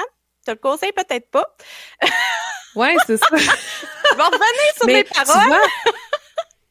Mais on se retrouve dans une situation un peu comme quand on avait écouté Funny Games, tu sais, parce que il y avait l'original, puis il y avait le remake. Puis là, il y a The First Omen, puis il y a Immaculate qui se ressemblent beaucoup. Puis tu sais, toi, t'avais vu The First Omen avant Immaculate, puis moi, le contraire, Immaculate avant The First Omen. Fait que je pense que ça joue aussi beaucoup là-dessus. Oui. J'y ai pensé à ça aussi. Je me suis dit, elle avait parlé de Funny Games, les deux, puis ben oui, The First Omen, il est plus venu me chercher. J'aime quand même ça, le fait de la suite après. Je trouve qu'elle suit quand même bien. À l'avoir écouté cette semaine, The Omen, il y a des choses qui fonctionnent pas. Par exemple, le jackal, c'est la femme. Dans The Omen, c'est la maman. C'est pas le mâle. Mais ça fait pas de sens. Fait que, tu sais, il y a comme des... Ah, puis aussi, Father Brennan, il y a des 666 sur sa cuisse. Mais oui, quand il meurt... Pour vrai, t'as vraiment des yeux d'aigle, toi, parce que pour vrai, tu me sors des affaires, puis je suis comme, je sais pas si c'est parce que les deux films m'ont mélangé, mais c'est comme si tu m'apprenais, en tout cas, tu m'apprends des choses. Oh, ben, je suis contente parce que c'est toi d'habitude qui m'apprends des affaires, Ariane. Mais, mais c'est ça, il y a un 666 sur sa cuisse quand il meurt, Father Brennan. Fait que, tu sais, j'étais comme... Dans l'original? Dans l'original. Oui, c'est ça, parce qu'il meurt pas dans le... Fait que, tu sais, c'est comme... OK, c'est quoi le lien? Est-ce qu'il est genre leur demi-frère? Tu sais, dans le fond, Carlita puis Margaret, c'est 2 demi-sœurs. Ils ont le même père Oui, quand on y tout à fait. pense. Mais ouais, il y a des affaires qui m'ont accroché un petit peu dans la suite, mais somme toute, c'est quand même une très bonne suite pour The First Omen par après. Tu sais, ça suit bien, je trouve, quand même. Puis, dans mes films semblables, donc on a parlé de Rosemary's Baby, naturellement. J'ai mis Sainte Maud. Ah, ben oui. ça, Oui, c'est bon. Puis je l'avais jamais vu. Il était dans mon Spooktober. Oui, c'est vrai, on s'en est parlé. Oui, il était dans mon Spooktober Oui. que je conseille à tout le monde. Il serait dans mes recommandations. C'est J'ai vrai qu'il est vraiment aimé. Naturellement, The Exorcist. Je trouve qu'on peut comparer un petit peu. Le film The Dark and the Wicked, c'est un film de possession très religieux aussi. Je l'ai mis dans... Il était dans mon Spooktober. Ah oui, tu l'avais mis aussi! Je m'en rappelais pas! Oui. Tu l'avais-tu aimé? Oui, je l'ai écouté. Oui, je l'avais bien aimé, mais c'est un film qui se passe pas tant de choses. Il y a des petits moments clés qui sont forts, mais c'est très slow. Mais le message est fort. Je trouve que c'est très psychologique comme film. Oui. Moi, c'était mon film surnaturel, je crois que j'avais choisi. Il aurait plus rentré dans ma catégorie psychologique au final, là, mais oui, j'avais bien aimé ça. Puis c'est le même réalisateur que The Strangers. Je m'en rappelais pas. C'est ouais. C'est j'ai Brian Bertino. Bertino, oui, c'est ça. Exactement. Il a fait une couple de films, là, mais en tout cas. Fait que c'est une des raisons pourquoi il était sur ma watchlist. Ben, ça ressemble à ça pour moi. Tu sais, je vais quand même réécouter Immaculate parce que je l'ai quand même aimé, mais j'ai une petite coche de plus pour The First Omen. Là. Les deux sont marquants. Moi, encore là, c'est parce que Immaculate, c'est nouveau. The First Omen, c'était quelque chose qui... je veux dire, on jouait un peu sur le même sujet, là, je veux dire, c'est-à-dire que on l'avait déjà vu avant. Donc, dans ce cas-là, The First Omen, de par le nom, est plus marquant. Je veux dire, on n'a pas le choix. Il y a déjà un nom. Là. Omen dedans, tu es sûr que tu vas faire un lien. Puis je trouve que ils ont bien repris. Ben, c'est pas toujours gagnant d'essayer de faire des prequels parce que ça peut vraiment faire aller n'importe où. Puis c'est un avantage. Il y en a beaucoup dans la série. C'est le 6e. Là. Oui, c'est ça. Donné, exactement. Je les ai pas toutes vues, moi. Non, j'ai juste vu l'original. J'ai même pas vu le remake. Je pense que j'ai... je pense que j'ai... mais ça il fait vaut pas la longtemps, peine là. selon ta face. T'es correct avec le premier, tu sais, pour vrai, là. OK, c'est bon. Ouais. Mais je vous dirais que pour moi, de par le nom, c'est sûr qu'il y a un impact là, directement. Fait que c'est sûr que on peut y donner cet avantage-là. Dans Immaculate, encore là, Sydney Sweeney, de par son nom, va plus faire ressortir le film. Tandis que Tiger... Nell Tiger Free, c'est ça? Hey, on a toute la misère depuis tantôt. Moi, je l'ai juste appelé Nell. Par Free Tiger Nell. Là, je l'ai juste dit Nell, tu sais. Mais c'est un drôle de nom, hein, c'est peu commun. Ben, tant qu'à faire un jeu de Spider-Man, on va l'appeler Tiger, tant qu'à y être. On va l'appeler Ongle Tigre Libre. Ouais, c'est ça. OK, ben vous l'appelez Petit Tigre. Fait que là, ben moi, je dirais qu'elle... c'est sûr que moi, je la découvre. Là, je ne l'avais pas vue dans d'autres choses. Fait que c'est sûr que pour moi, elle ne portait pas... elle n'avait pas le même porte-étendard. Elle n'était pas le même porte-étendard que Sydney Sweeney, parce qu'on le dit souvent, c'est-tu un film de Sydney Sweeney ou c'est un film d'une actrice? Et surtout qu'elle l'a produit en plus, on dirait.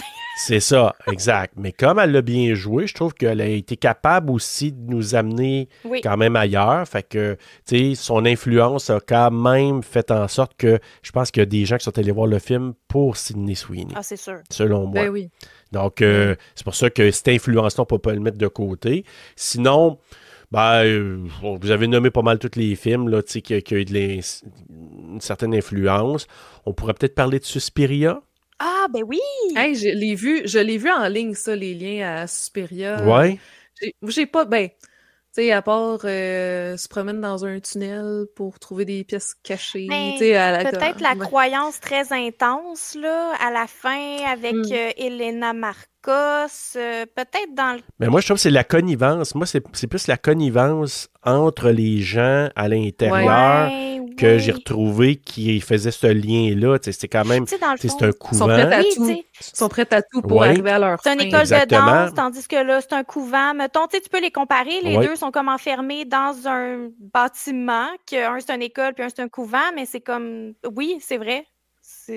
Ça se ressemble. Je trouve que mais c'est le côté connivence dans ce cas-là, c'est des sorcières, on se cache pas là, dans Suspiria, mais qui nous amène à cette espèce de complot-là pour manipuler une jeune fille, parce qu'on s'entend, là, ça a beau être une école de danse. Il y en a plein des liens, Colin, Serge, tu parles, puis je suis comme, oui, c'est Suspiria. Fait que, moi, en tout cas, je trouve qu'il y a tellement, je regardais ça, puis je me disais, je pense que, enlevons l'école, parce que c'est une école, mais qui cache vraiment un couvent. Oui, c'est pas une école, pour vrai. Je trouvais que... Ouais, non, ils dansent, mais... Hey, puis ils dansent pas bien dans le premier Suspiria, hein, on s'entend dessus. Pas trop, non. Beaucoup plus dans le deuxième. Moi, c'est pour ça que je pense que j'ai plus aimé le deuxième, parce que t'avais beaucoup plus d'expression artistique. Oui. Tu le sais que t'es dans une école de danse, ils dansent, c'est la danse qui fait en sorte oui, puis elle est bonne Dakota quand elle danse. C'est la scène qu'elle danse, justement, puis que l'autre est dans les miroirs, là. Puis qui se plie, là. Juste à regarder ça. Moi aussi. J'ai dit la même affaire que toi, je suis fatiguée, là. Je suis pas bien. Ouais. En tout cas, on pourrait faire peut-être à un moment donné un combat entre les deux Suspiria, parce que...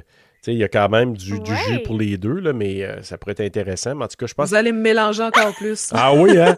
Mais en tout cas, le nouveau Suspiria, on pourrait le faire à TSLP. Il est vraiment intéressant. Ah oui, moi, je l'ai. Je l'ai écouté pendant mon Spooktober cette année. Ah ouais? Oui! Pour la première fois? Mais, tu sais, c'est à ça que ça sert, le Spooktober. C'est d'écouter des films qui ont marqué soit des plus vieilles générations, des nouvelles générations. Tu sais, des gros morceaux que j'ai pas vus encore, je me les réserve pour le Spooktober parce que, il faut bien un peu de fuel, là. Oui. Des fois, j'ai des films de série B, mais, tu sais, j'ai écouté Evil Dead 2 pour la première fois. C'est ça, Suspiria, le remake. Tu sais, des bons morceaux qui manquent à ma culture, mettons. OK, cool. Mais c'est ça. Sinon, je vous dirais encore là, tu sais, il y a encore du bon dans l'un comme dans l'autre. Puis, tu sais, The First Omen pour le nom, Immaculate pour Sydney Sweeney, puis une certaine originalité. Fait que, sincèrement, encore là, je ne peux pas départager dans ce cadre-là. Mais ça va nous amener quand même à la conclusion, puis vos avis personnels. Donc, si vous aviez à dire, moi, je dois mettre un en avant de l'autre, ça serait quoi? Avez-vous... Ariane, toi, veux-tu y aller? Est-ce que j'ai le droit de les mettre à égalité ou il faut vraiment que j'en choisisse un? Parce que techniquement, est-ce que là, on peut dire des notes ou on attend encore un peu? Non, tu peux y aller. Vas-y, si t'as des notes, ouais. Moi, je m'étais pas mis de notes. Je dois Non, c'est parce que moi, j'écoute tout sur Letterboxd, fait que c'est comme inné selon moi, là. Mais en fait, la première fois que j'ai vu Immaculate, j'avais donné 4 étoiles. À ma deuxième écoute, là, en fait, c'est parce que là, j'ai écouté The First Omen avant de réécouter Immaculate. Là, The First Omen, j'ai mis 3,5 avec un cœur. Puis là, quand j'ai réécouté Immaculate, je me suis dit, il est pas nécessairement plus fort que The First Omen, ils sont tellement pareils puis sont tellement différents en même temps. C'est comme, oui, c'est ça, j'avais vraiment de la misère. Les deux, je leur ai donné 3,5 avec des cœurs. Je les aime pour différentes raisons. Pas un plus que l'autre, mais c'est ça, c'est difficile, honnêtement. Pacing plus pour Immaculate, mais le côté artsy un peu plus pour The First Omen. Très difficile à départager pour ma part, honnêtement. Je les ai mis égaux. Je suis désolée, je sais que c'est plate comme combat, mais moi, ding, ding, ding. Correct, match nul, c'est bien correct. Ouais. Ça se peut, ça peut arriver, hein, parce que des fois, là, nous, on a eu des surprises que certains films ont vraiment gagné de beaucoup. Ouais. Tandis que là, tu sais... c'est le fun. Kim, toi? Tu sais, moi, Immaculate, pour vrai, la première fois, là, j'ai peut-être donné un 2 sur 5, là. Tu sais, fait que il a vraiment augmenté, là, dans mon cœur. Mais ça reste The First Omen quand même, comme je vous disais. Mais ils sont très, très proches, je trouve, parce que ils se ressemblent énormément, mais en même temps, les deux ont des forces différentes. Mais moi, j'aime beaucoup le côté artsy, comme tu disais, les années 70. Fait que pour ça... J'aime un peu plus de First Omen, fait que je donnerais peut-être un 3,5. Puis Immaculate, un 3. Tu sais, comme un 3,3, genre. Tu sais, vraiment proche, là. Juste en dessous. Ouais, j'irais comme ça. Mais je comprends le côté, la petite qualité de plus, peut-être, de First Omen, mais j'ai un peu plus de fun avec Immaculate. C'est pour ça que j'ai de la misère à, comme, dire un est meilleur que l'autre. Ouais. C'est des feelings différents. C'est ça. Puis j'avais peut-être un petit peu plus hâte de réécouter The First Omen que Immaculate quand que je l'ai réécouté une deuxième fois. T'sais. Fait que je lui donne un petit peu plus dans mon cœur. C'est bon. Puis c'est cool de voir que c'est pas mal plus serré que... encore là, on dirait que je suis pas surpris quand même là, que c'est serré parce que c'est deux films avec des thématiques très proches. Vous l'avez dit, là, ça se ressemble beaucoup. Mais dans le traitement, puis dans la façon des fois de le... je sais pas comment le dire, là, il y a comme une façon de le traiter là, dans le traitement que je trouve qu'il il nous amène des fois dans des directions différentes, mais en même temps, l'un a des avantages, l'autre a des avantages. Puis on dirait que c'est comme, je sais pas, là, deux moins qui ça s'annule puis qu'on n'est pas capable de définir. Par contre, si tu me demandes lequel tu veux réécouter dans 2 semaines, mettons, là, j'aurais tendance, je pense, à vouloir revoir The First Omen parce que j'aurais le goût ensuite d'aller revoir l'original puis de me réécouter. Parce que techniquement, je vous dirais, les 2 premiers The Omen sont très forts. Sincèrement, là, la suite The Omen est pratiquement aussi bonne que le premier. Il y en a qui préfèrent même le deuxième. Fait que les 2 premiers The Omen sont... The Omen 2, là, il est très, très fort. Fait que j'aurais le goût probablement d'aller voir... ce qui fait des références dans le deuxième qui ont teasé dans The First Omen. Fait que c'est à cause de ça que j'aurais le goût d'aller voir un petit peu plus de First Omen à nouveau. Mais encore là, si on doit donner des cotes, probablement que je donnerais pas mal proche, là. Je serais proche de vous autres, les filles. Je dirais probablement de First Omen, je donnerais probablement 3.4, l'autre 3.3. Probablement, j'irais vers ça. Quoique, non, parce que sur 10, mettons 3.5, ça ferait un 7. Là. Moi, je dirais non, un 3.5 à The First Omen, 3.4 à Immaculate, mais très, très proche l'un de l'autre. On est tous dans les mêmes eaux, là. Tu sais, puis comme tu dis, peut-être que moi aussi, je pense que j'irais plus revoir The First Omen, premièrement, parce que là, Immaculate, ça va faire 2 fois, je l'écoute, puis The First Omen, j'ai juste vu une fois. Mais c'est qu'il est plus détaillé, donc peut-être que je m'attarderais plus, tu sais, il est plus profond, donc il y a sûrement d'autres choses que j'ai pas vues, tu sais, Kimi, elle disait plein de choses tantôt, j'étais là, qu'est-ce que c'est? Il s'est passé ça? Je m'en souviens plus! Peut-être qu'il y aurait plus de choses à voir, peut-être, en réécoute, là. Ouais. Ben, puis moi, c'est ça, je vais vouloir réécouter le début parce que je pense j'ai manqué un petit bout, j'ai été distrait là, avec The First Omen. Oui, t'étais sur le micro. Oui, j'étais peut-être à côté sur le micro, là, mais... Ah, c'est vrai, c'est quoi? Okay. C'est pour le podcast en plus. Oh, oui. C'est le gars de Game of Thrones, tabarnouche, il manque un bout de tête, là, comme tu sais. Mais techniquement, c'est parce que, encore là, je ramène ça dans... L'autre, c'est protocolaire, tu sais, on l'a dit un petit peu, mais c'est très protocolaire, Immaculate, tandis que l'autre, tu sais, il y a quelque chose peut-être au niveau du... de l'ambiance qui va peut-être venir me chercher un petit peu plus, mais encore là, c'est à cause de l'original, je peux pas dire, mais en même temps, c'est très proche l'un de l'autre, fait que on va demander à nos auditeurs, auditrices qu'est-ce qu'ils en pensent? De se prononcer. Nous autres, c'est pas mal un match nul, oui. Mettons général, là. Ben oui. Mais... Oui, je vous dirais, on pourrait statuer que c'est un match nul entre les deux. Je pense pas qu'on s'astinerait ici. Non. Là. Tu sais, si on se dirait c'est un match nul. Là, on serait pas triste, on serait comme yes, j'ai pas à choisir. Ben oui.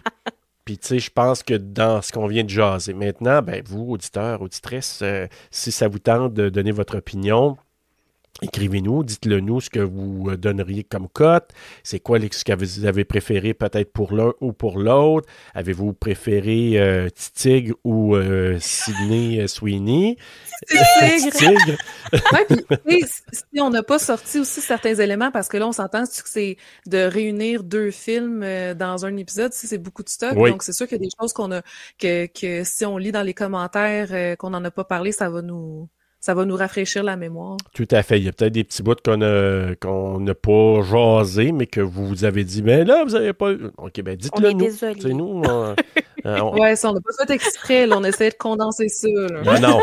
Hey, on a écouté 6 films en 2 semaines et plus. Là, comme plus que 6 films. Là, j'ai réécouté 2 films 2 fois, puis j'ai écouté The Omen. Je sais même pas comment j'ai fait ça. Fait que, Mais c'est beaucoup. ouais. Puis, moi, c'est mes 31 films de l'Halloween, plus les films J'ai fait mon podcast, plus je suis allée voir un film au cinéma.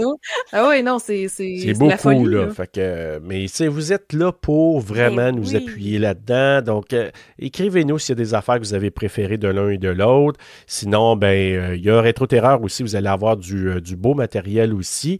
D'ailleurs, au moment où vous entendez le combat des films, il y a déjà les Halloween qui ont passé. Il y a encore le cabinet de l'étrange. Il y a plein de choses sur Rétro Terreur. Donc, amusez-vous, allez écouter ça, allez écouter d'autres films. Et on vous annonce, justement, le prochain film, les filles, ça va être quoi qu'on va couvrir? On s'en va voir. C'est Heretic? Oui, on va aller voir Hugh Grant, puis une certaine Sophie Thatcher, puis une Madame East, Chloé East, je pense.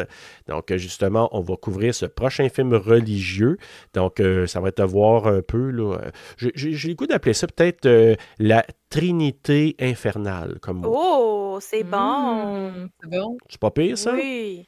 On pourrait appeler ça. Donc, c'est notre thématique Trinité infernale. Trinité, 3 films. Donc, on joue encore avec les mots. On joue un petit peu avec les mots des coquins de même. Fait que, donc, ça va être ça qu'on va vous proposer comme thématique. Et, Hérétique. Donc, si jamais vous voulez nous donner déjà vos avis, puis où vous préparez à le regarder pour suivre ça avec nous lorsque l'épisode va sortir, allez-y, ça va nous faire plaisir de vous de partager ça avec vous. Sinon, en attendant d'aller voir Hugh Grant qui avait de l'air gentil, mais il n'est pas si gentil que ça, faites de beaux cauchemars.